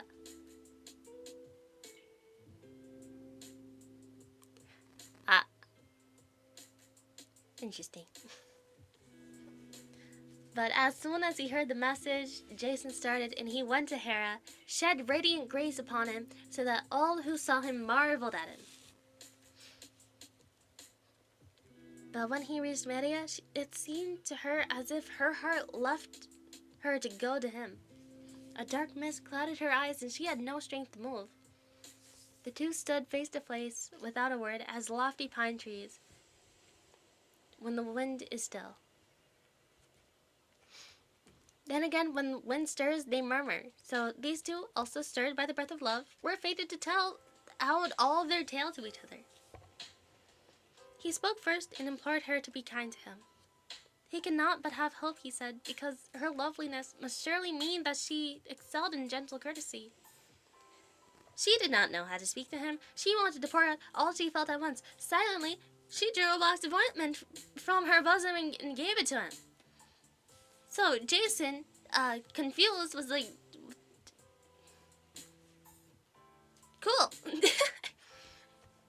She would have given her soul to him if he had asked her. And now both were fixing their eyes on the ground, abashed, and again, with growing glances at each other, smiling with love's desire. It was sweet.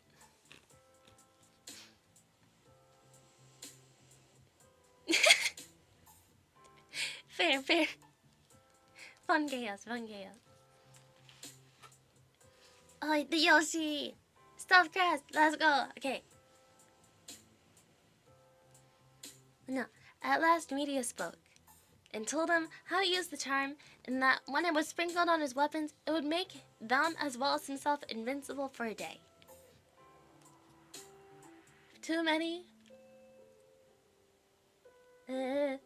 If too many of the dragon teeth men rush to attack him, he must throw a stone into the midst, which would make them turn against each other and fight until all were killed. I must go back to the palace now, she said. But when you are once more safe at home, remember Media, as I will remember you forever. He answered passionately, never by night and never by day will I forget you. If you will come to Greece, you shall be worshipped for what you have done for us, and nothing except death will come between us. Hand it over, I think it's shiny.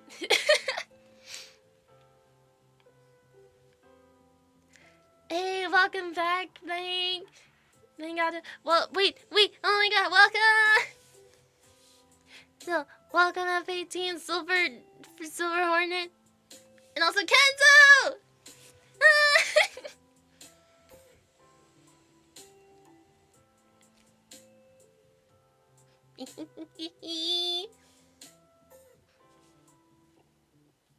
I regret nothing.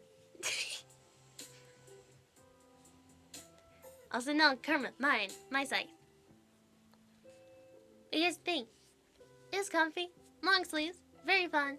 I think I wore it better. Coco! Ah, fine. I'll keep my scythe. So I can reap your soul. There we go. Video! Okay, welcome everyone. Oh no. Ah, damn. You're right though.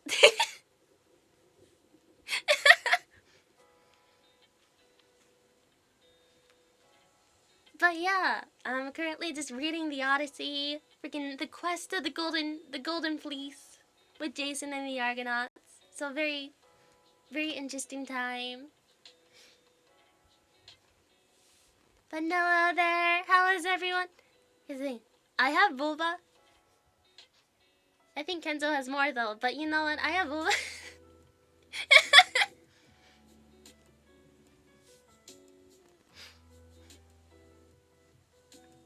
I know, right? Thank you.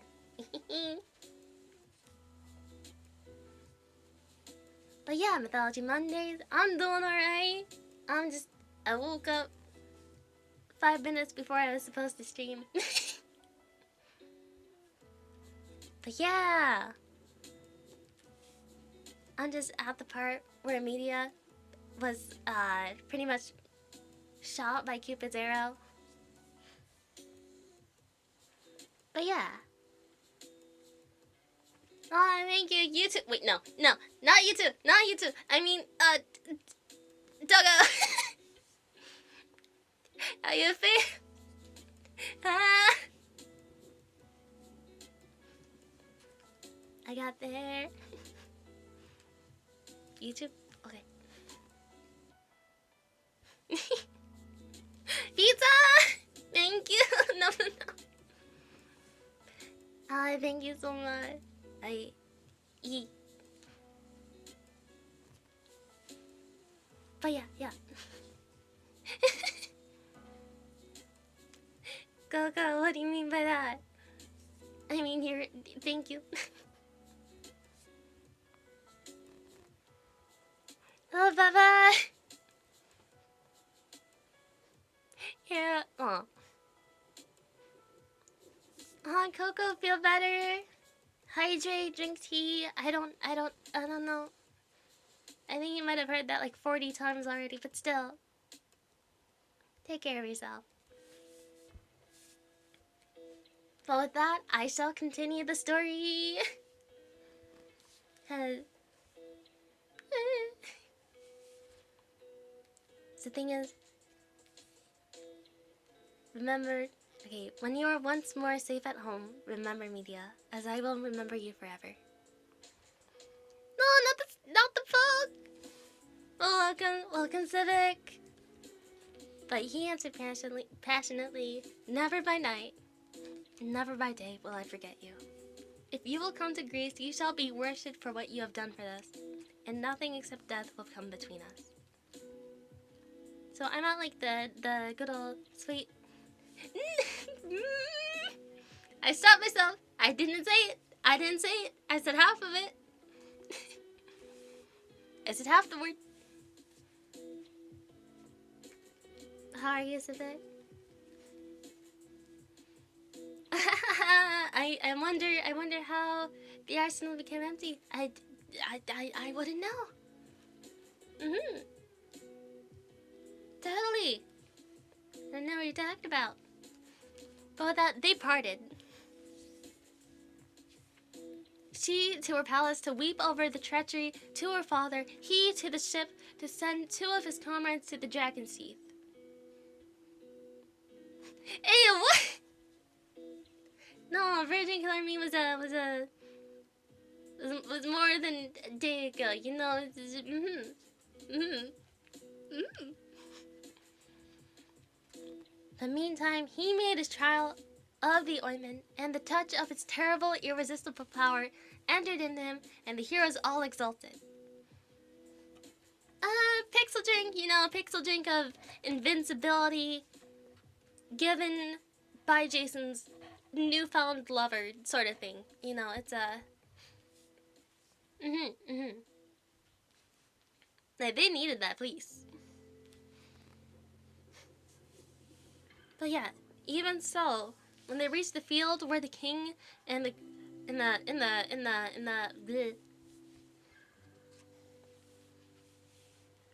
pretty much just. Oh, I already read. Oh, I read quite a bit. Okay. So pretty much quested golden fleece. Jason and the Argonauts, sons of the gods, were like, hey, you know what? We need to go on a quest. All persuaded. Hera was in on it. Many others were in on it.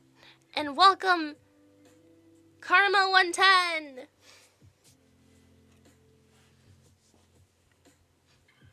But yeah, no, they had to find a fleece because, it was their quest. They had to do it. They had to do it for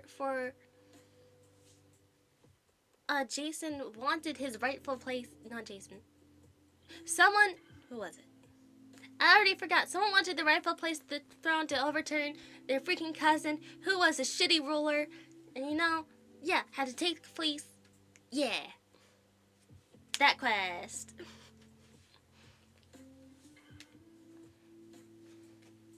Is no. They reached the field where the king and the Colchians were waiting, and the bulls rushed over from the lair, breathing forth flames and fire, and terror overcame them. I like these bulls. Yeah, Jason is the one that got the golden fleece. We're good. But yeah, Jason withstood the fearful creatures, as a great rock in the sea withstands the waves.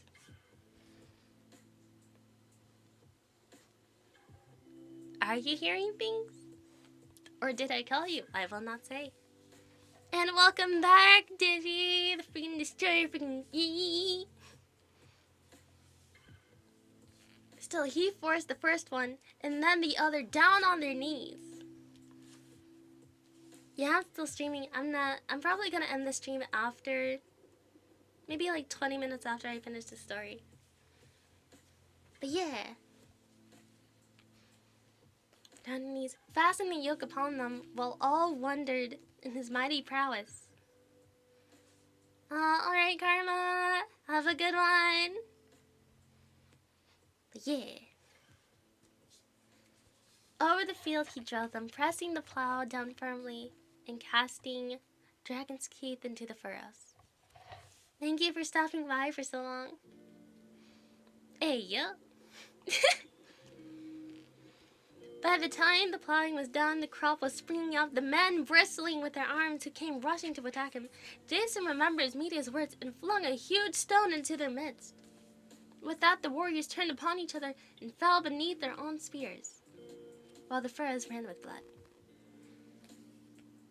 Not a freaking Tenga! No!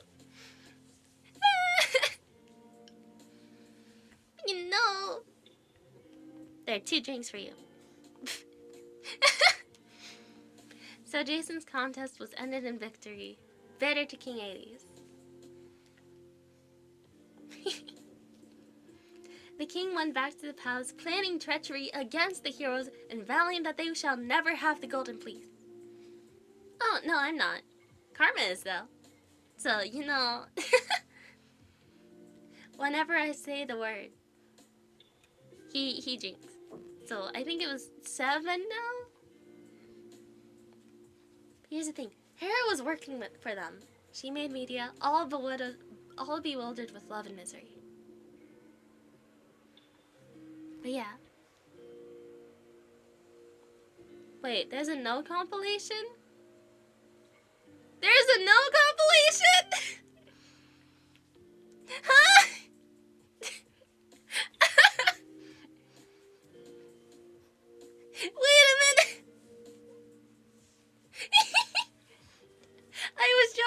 not making one. Wait. Hold on. You too, Civic. Bye-bye. Oh, no. Ah. Do I really say it that often? Okay. Wait. No. I'm pulling it up. I'm pulling it up. I'm pulling it up. I'm pulling it up. I don't know where I'd pull it up, but I'm pulling it up.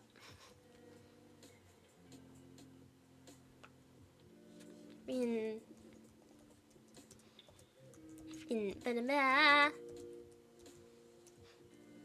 kind of want to bet it was stuffed crust that made it. Was it? Yeah. Since you said you'd tell me later.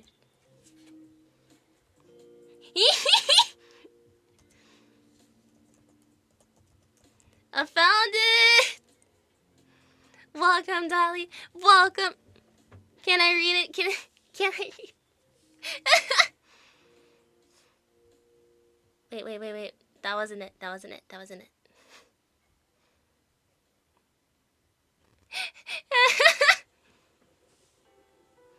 Good morning.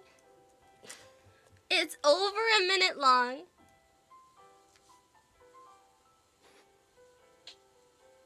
It's a minute and a half long.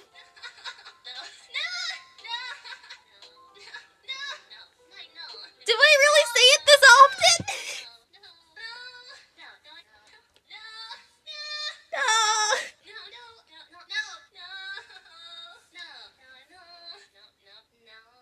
That was once. No.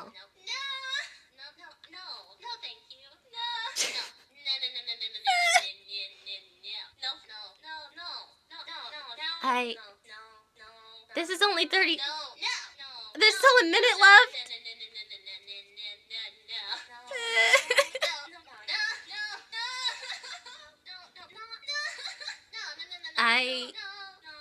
Kill me.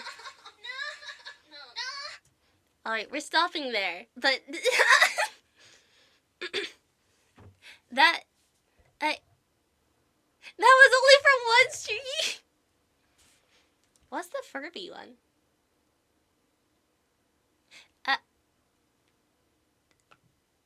Did you just blend up a Furby?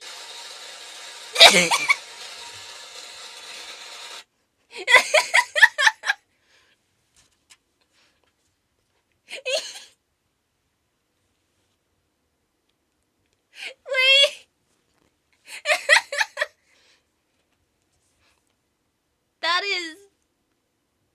That is beautiful. That I got context for that one comment with the angry Furby. Wait a minute.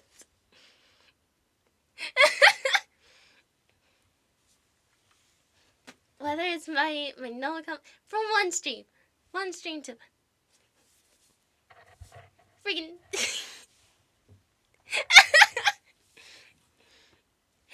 Oh, I forgot what I was doing. Wait. No.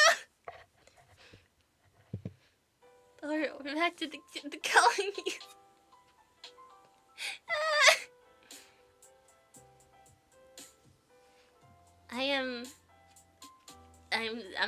I'm crying right now. This is so stupid. Well, yeah, welcome back, Owen. I'm staying until I finish my story, and then I'm staying for another half hour, cause yeah, I'm not sleepy. I can go for a while. Or at least until my phone dies, which we still got some time. It's at 22%. So with that, I'm gonna continue on with the story. Why is the compilation still another 45 seconds long?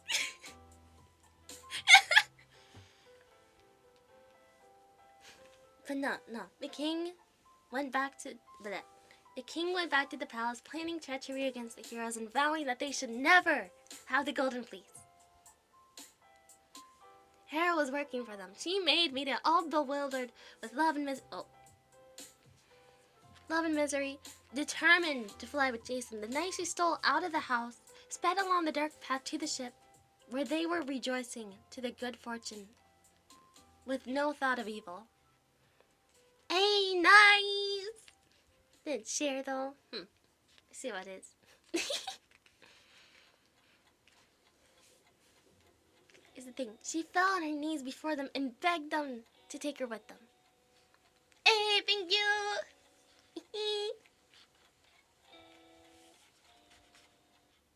So they must get the fleece back at once. Because, like, she told them, and then, like, make haste away or they would all be killed. That was the full thing.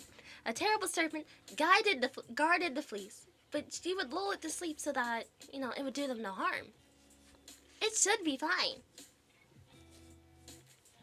She spoke in anguish, but Jason rejoiced and raised her gently, embraced her, and promised her she would be his own wedded wife once they were back to Greece. Then, taking her on board, they went where she directed and reached a sacred grove where the fleece hung. The guardian serpent was very terrible, but Medea approached it fearlessly, singing a sweet, magical song. A sweet, magical song. She charmed it to sleep, and swiftly, Jason lifted the golden wonder from the tree it hung on, and hurrying back, they reached the ship as dawn was breaking. No! I mean song! No!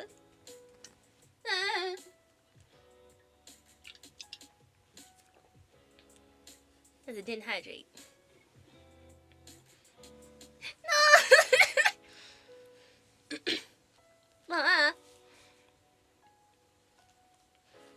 but still.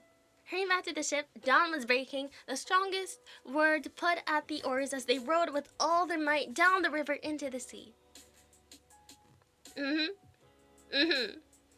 Jason the Argonauts. But by now what happened was known to the king. He sent his son in pursuit, Medea's brother, Asperitus.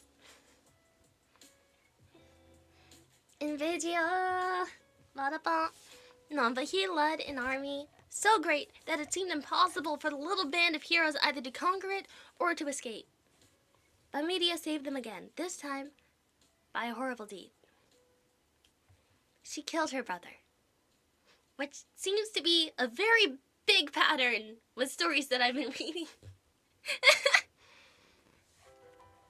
Some say she sent him word that she was longing to go back to her home and that she had the fleece for him if he would meet her that night at a certain spot. He came all unsuspecting that Jason struck him down and his dark blood dyed his sister's silvery robe as she shrank away. With its leader, brother killed count and like a few hundred. It's a while. With its leader dead, the army scattered in disorder, and the way the sea lay open to the heroes. Others say that Asperitus set sail on Argo with Medea, although why he did so was not explained, so that it was the king who pursued them. As the ship gained on them, Medea herself struck her brother down, and cutting him limb from limb, cast the pieces into the sea. Freaking yeesh. The king stopped to gather them, and the Argo was saved. Like, come on. By then, the adventures of the Argonauts were almost over. One terrible trial they had passing between the smooth sheer rock of Scylla and the whirlpool of Charybdis. There we go. Welcome, Aslan. And I know, the gasp. But yeah, where the sea forever sprouted and roared, the furious waves mounting up touched the very sky. For Hera had seen it for the sea nymphs should be at hand to guide them and send the ship on to safety. Look, here's the thing. If it's not murder, it's incest. And that's just Greek mythology in a nutshell. It's not gonna be.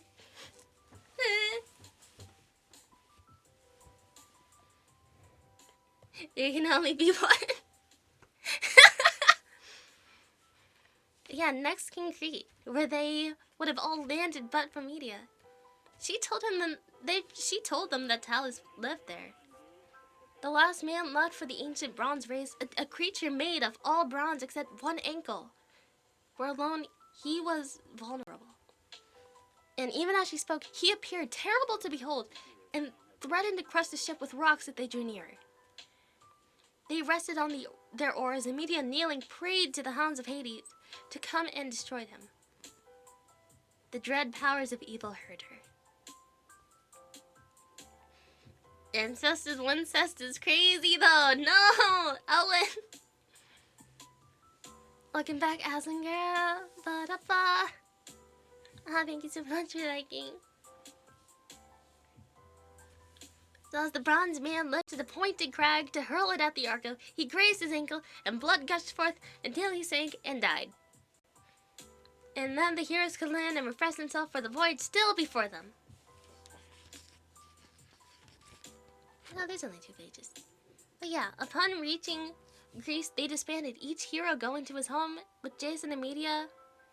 They took the golden fleece to Peleus, but they found that terrible deeds had been done there. Oh yeah. Oh, thank you so much. I appreciate it. But you know, Peleus had forced Jason's father to kill himself, and his mother had died of grief. Jason, bent upon punishing the wickedness, turned to Medea for help, which had never failed him. She brought about the death of Peleus by a cunning trick to his daughter. She said she knew a secret: how to make the old young again. Oh, hi! And to prove her words, she cut up before them a ram worn out many years. To put the pieces into a pot of boiling water, then she uttered a charm, and in the moment, out from the water sprang a lamb and ran frisking away. The maidens were convinced. Medea gave Peleus a potent sleeping draught, called upon his daughters to cut him into bits, with all their longing to make him young again. They could hardly force themselves to do so, but the last dreadful task was done. Yeah, the dehagification ritual.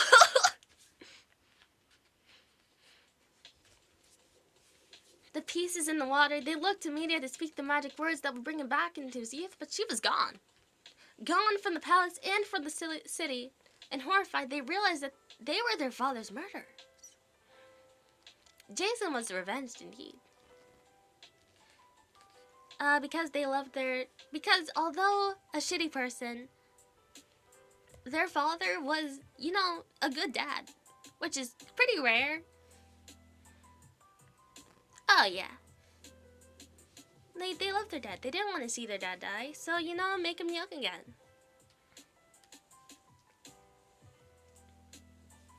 They themselves were blinded by their own, rose-tinted glasses. They thought that maybe he was a good ruler.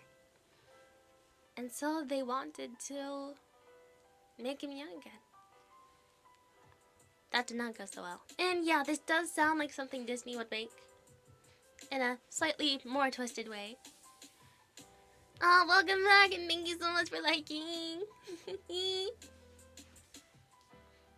But with that, there is a story too, that Medea restored Jason's father to life and made him young again.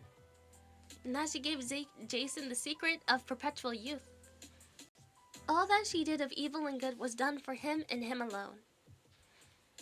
And in the end, all the reward she got was he turned traitor to her. So, another plot twist. Jason did not love her. Jason freaking betrayed her and was like, yo, no, freaking, she would give her life up for him if she so wanted.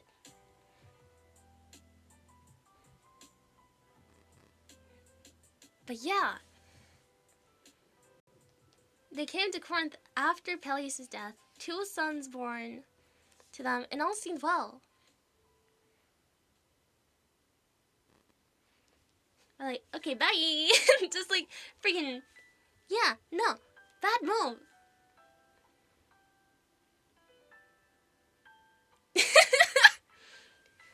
Hey, worth it.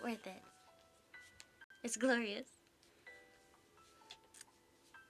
But yeah, no, even to Media in her exile, lonely as exile must always be, her great love for Jason made the loss of her family and her country seem to her a little thing. And then Jason showed the meanness that was in him. Brilliant hero though he had seemed to be, he engaged himself to marry the daughter of the king of Corinth instead of her, instead of Media. Welcome, Ray Ray! But yeah, it was a splendid marriage. He thought the ambition only, never of love or of gratitude. In the amazement of his treachery and in the passion of her anguish, Media let fall words which made the king of Corinth fear she would do to harm his daughter. He must have been a singularly unsuspicious man not to have thought of that before she had sent a word that she and her sons must leave the country at once. Welcome back, welcome back, Neko. But that was a doom almost as bad as death. A woman in exile with little helpless children that had no protection for herself or them. I mean, she sat brooding over what she should do and thinking of her wrongs and her wretchedness, wishing for death to end the life she can no longer bear, sometimes remembering with tears her father and her home. Sometimes shuddering at the strain nothing could wash out of her brother's blood, of Peleus's too. Conscious above all of the world, passionate devotion that had brought her to this evil and this misery as she sat thus, Jason appeared before her. Once more. She looked at him. She did not speak. He was there beside her, yet she was far away from him, alone with her outraged love and her ruined life. His feelings had nothing in them to make him silent. He told her coldly that he had always known how uncontrolled her spirit was. If it had not been for her foolish, mischievous talk about how his bride, she might have stayed on comfortably in Corinth. However, he had done his best for her. It was entirely through his efforts that she was only to be exiled and not killed. So he's trying to say that, oh yeah, no, it's all thanks to me that you aren't dead yet. You know, it's a freaking piece of shit. No. He had a very hard time indeed to persuade the king, but he had spared no pains. He had come for her. No, because he was not a man to fail a friend. Yeah, no, all about me, freaking, yeah. He would see that she had plenty of gold and everything necessary for her journey. All because of the king's cowardice. Fear for, Jason fucking saying, oh yeah, I'll betray.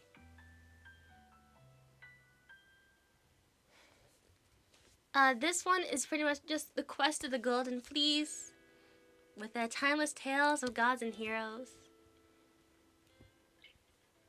Yeah, she gets to have a paid vacation, pretty much. But this was too much. The torrent of Media's wrongdoings burst forth. You come to me? She said. To me, of all the race of men, yet it is well you came. For I shall ease this burden of my heart if I can make your baseness manifest. I saved you. Every man in Greece knows that. The bulls, the dragon men, the serpent wanderer of the fleece. Yeah, that's why. I conquered them. I made you victor. I held the light that saved you. Father and home, I left them. No, Neko! Okay, but for a strange country, I overthrew your foes, contrived for Peleus the worst of deaths. Now you forsake me? Where shall I go? Back to my father's house? To Peleus' daughters? I have become for you the enemy of all. Myself, I had no quarrel with them. Oh, I have had in you a loyal husband to be admired of men, in exile now. Oh God, oh God. No one to help, I am alone. The poet of Media being forsaken. His answer was that he had been saved not by her, but by Aphrodite, who had made her fall in love with him, and that she owed him a great deal for bringing her to Greece. Welcome, Valentine! but a civilized country, so say. Also that he had done very well for her, letting it be known how she helped the Argonauts, so that people praised her. If only she could have had some common sense, she would have been glad of his marriage, as, such a connection would have been profitable for her and the children too. Her exile was her fault only, as said. Whatever else she lacked, Medea had plenty of intelligence. She wasted no more words upon him except to refuse his gold. She would take nothing, no help from him. Jason flung away angrily from her. Your stubborn pride, he told her. It drives all those who would be kind, but you would grieve the more for it. For that moment, Medea set herself to be revenged as well as she knew how. By death, oh by death, shall the conflict of life be decided. Life's little day ended. She determined to kill Jason's bride, and then? But she would not think of what else she saw before her. Her death first, she said. She took from a chest the most lovely robe that she anointed with deadly drugs and placed it in a casket. She sent her sons with it to the new bride. They must ask her, she told them, to show that she accepted the gift by wearing it at once. The princess, received them graciously and agreed. But no sooner had she put it on, a fearful, devouring fire enveloped her. Just a bit, Like, she dropped dead, very flesh melting away. When Medea knew the deed was done, she turned her mind to one still more dreadful. This was only the start.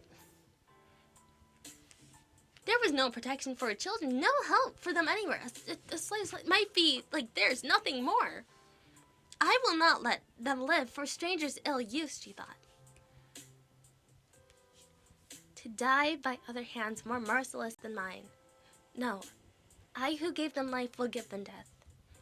Oh, now no cowardice, no thought of how young they are, how dear they are, how when they first were born. Not that. I will forget they are my sons. One moment, one short moment, then forever sorrow. When Jason came full of fury for what she had done to his bride and determined to kill her, the two boys were dead.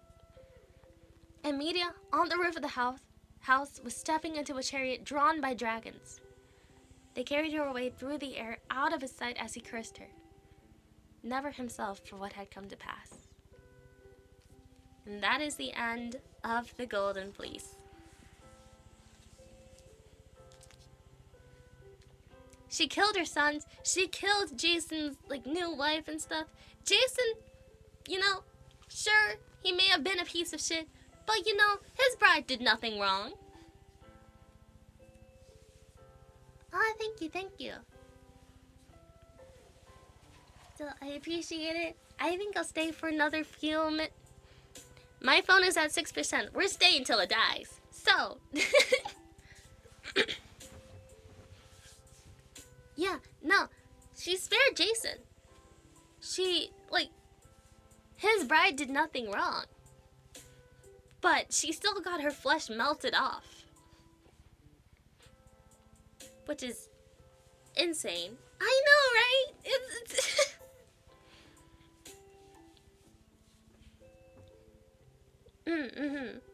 Here's the thing, mythology in itself, especially Greek mythology, very hardcore, very,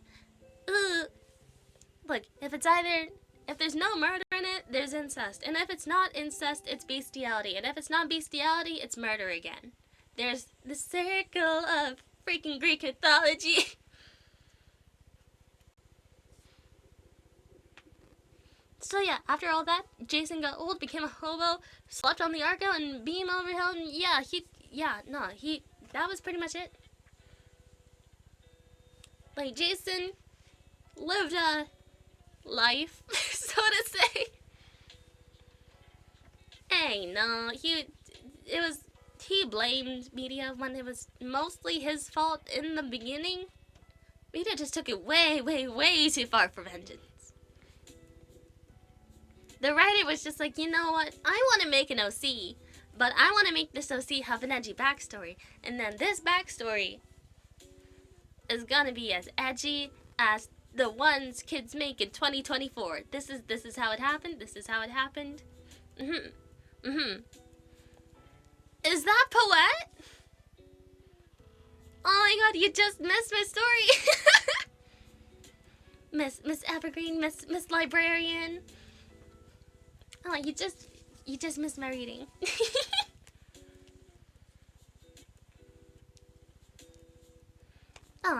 Yeah. I was talking about the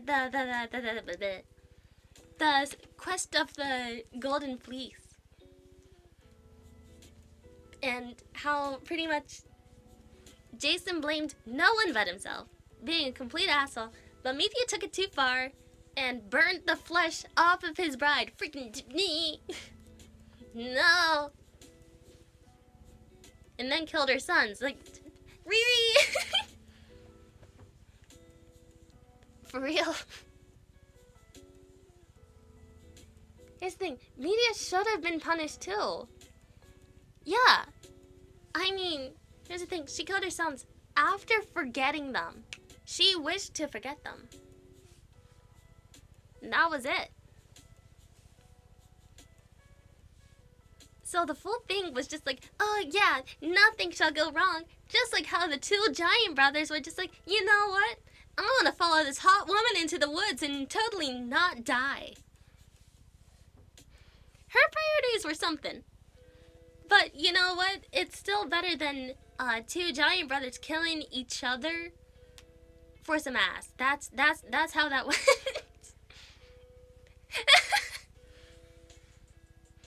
But no, Media got away scot-free. Like, yeah, everyday life. You know, it's... Would you go into a forest for some ass? Probably. Better love story than... That's crazy!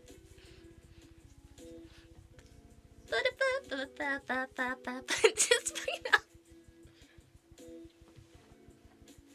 But it does feel like, oh yeah, this is my OC Media. And she was betrayed, cheated on, all that. And you know what? She also killed her family. More than once. Like, come on, man. No.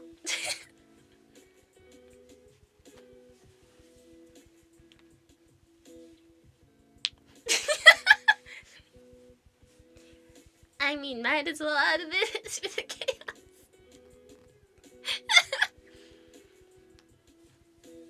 Oh, thank you so much for liking.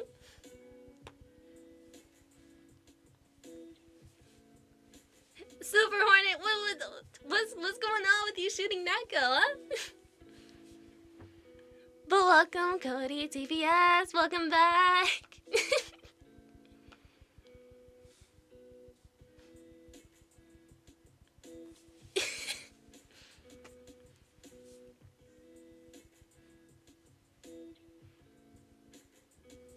I'm sorry. What? Huh? You know what? We have a better love story. Worst love story video. 50 Shades of Grey. Why? No. It is worse. But what? Very low bar.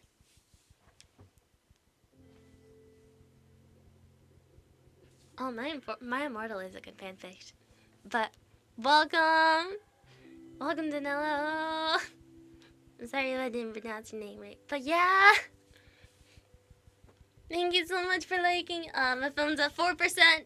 We're gonna keep it up. We're gonna keep the momentum up because I am very awake. It's weird.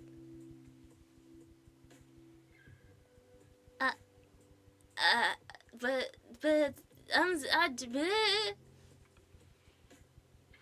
50 Shades of Green, a Tengu story. No!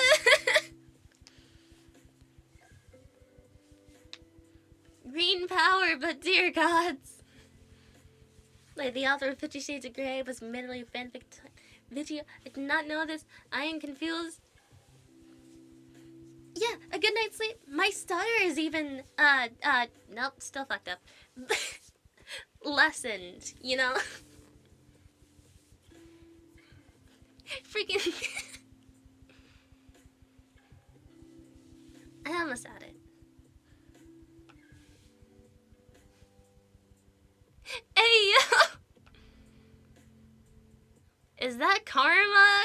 Is that the freaking Jolly Rancher Cruncher back? It is. No. No. No.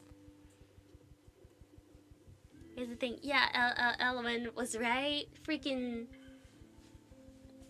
can't get rid of the stutter completely. No! Make that 4. Karma, you have to drink 4 times, you know, it's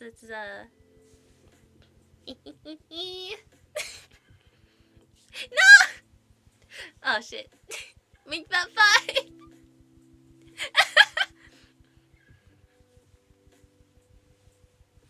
Ah, thank you so much for the clap. Just freaking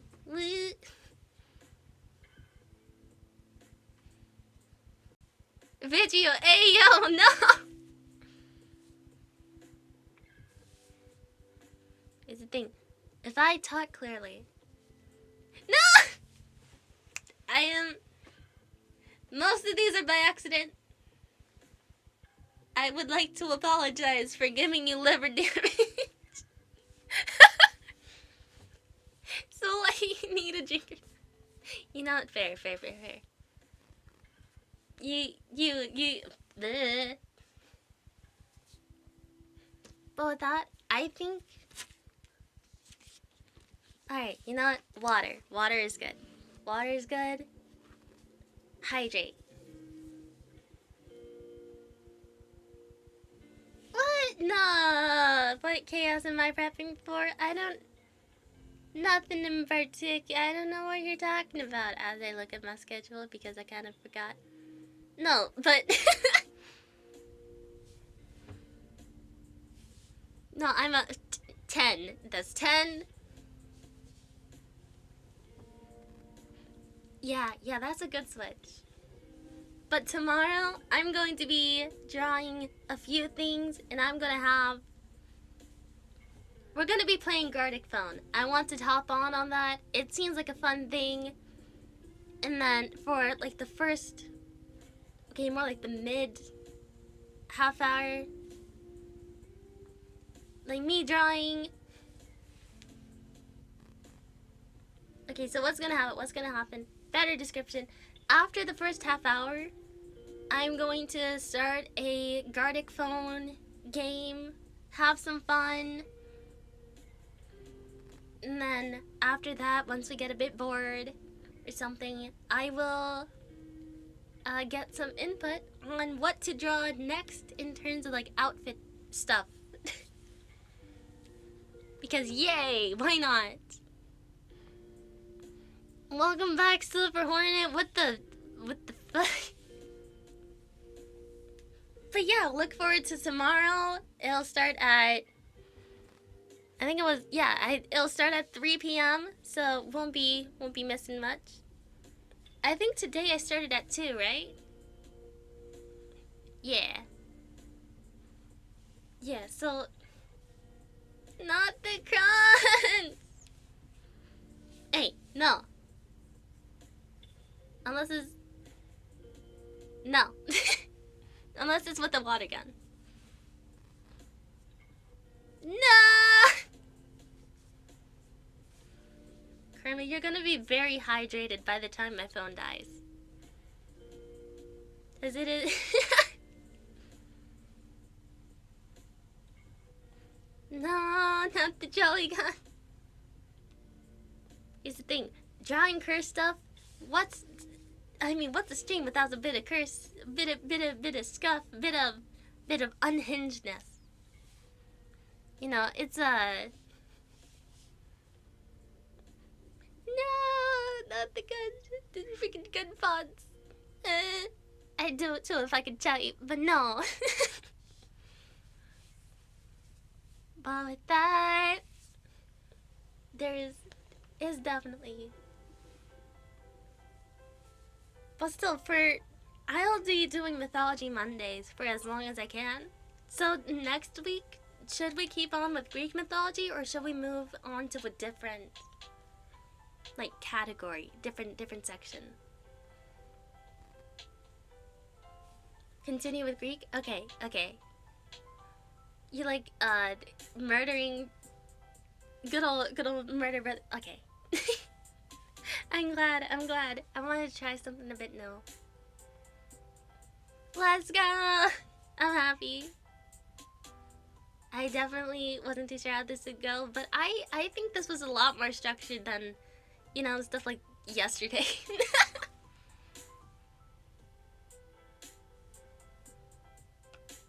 Oh yeah, of course. I probably, yeah, if I switch books, I'll definitely like post it on my Twitter or something so you can read along, like a PDF or something. With that, welcome Leslie MTE.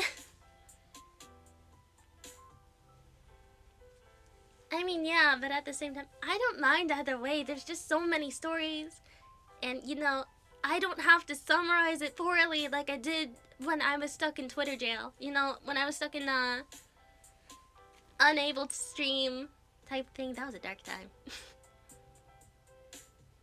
I switch it up. I mainly read from physical books, so I don't end up crashing my computer. But there are times when I, you know, find online books.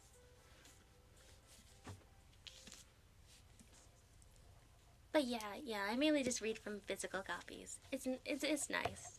It's better. You get the new book smell depending on which one. It's fun. I think that's also the reason why I like good old Poets Library. I mean, I'm a Tengu. I'm a mythological creature. Yeah! Like, I got my current book from the library. But but a few I got from my local bookstore. It's very nice. Very fun. Let's go!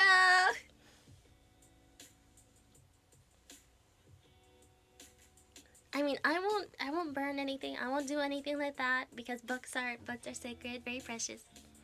Depending, as long as if it's not freaking this one thing. As long as if it's not Wattpad freaking lemons, as I've learned. But no, what's with the gun fonts? But let's go.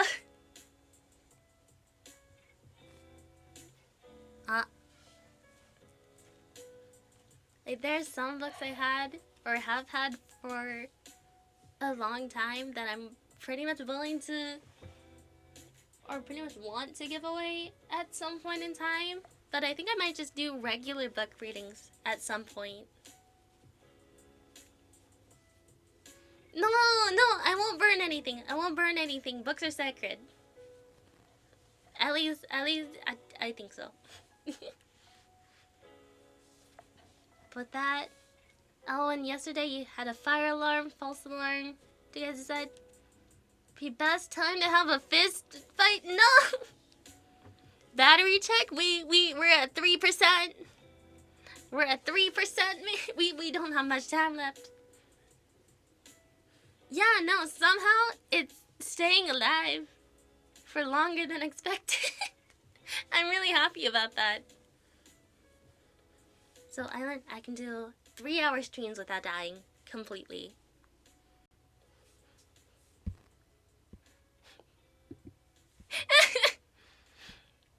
Yeah, no, it only takes like five minutes. Thank you. But with that, maybe to end off my thing, I'll sing a song, and then if I'm still alive, I'll just end the stream there. Welcome, Rohan. Or me. Wait, what about me? No! No, not right now. I'll end it either when my battery dies. Ignore the zipper, I'm taking my guitar out of its case. I'm not done yet. Ba-da-ba.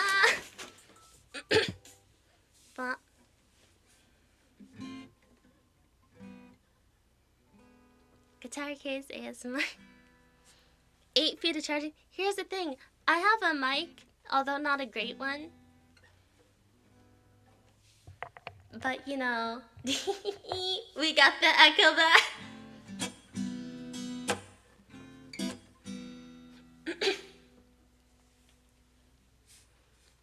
I think I'll sing the song that I sang at my debut. It's been a couple weeks.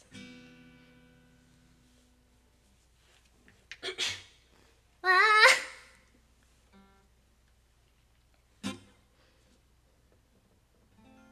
Yeah, it does go into Mythology. No, not for the... Then like a bird. No. We dream of and I sing in our song mythology. Somebody of wings soaring through the skies. Dream of and I sing and escaping reality. World where sirens in our face take to the skies. Said that I'm so eager to fly. Why am I so desperate to touch the sky? Why am I so eager to take flight into the night? Why is it that I'm so eager to soar? What is it that I've been searching for? When I take a step outside the door, I long for more. I'm not like Icarus, 'cause I'm not quite as careless. I don't wanna wait till night in order to take flight. My thoughts have never felt quite right. And again, I've been so tonight. Da-da-ba-ba-ba, dream of and I sing and I saw mythology.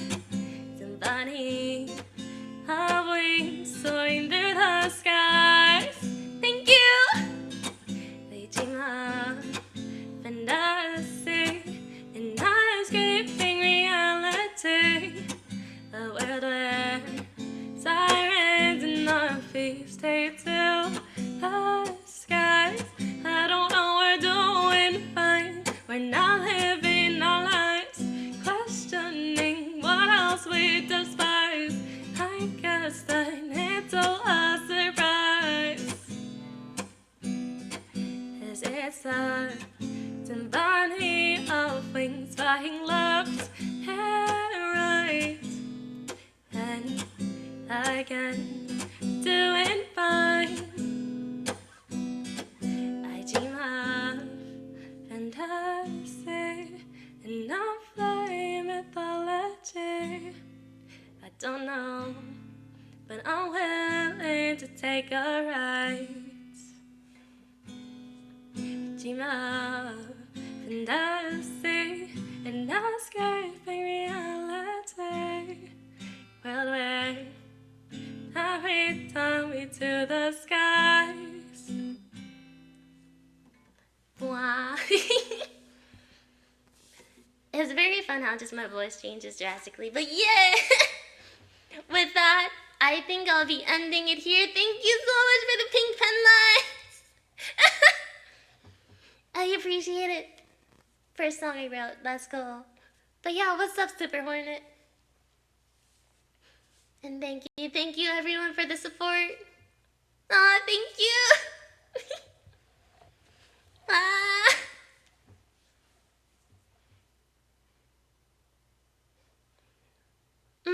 Yes, but also thank you. Thank you for the headpad. Thank you all for I was gonna say for having me. This was my stream. Wait a minute. No, I'm leaving. Bye bye. Wait, how do I leave? Wait, no, I've done this before.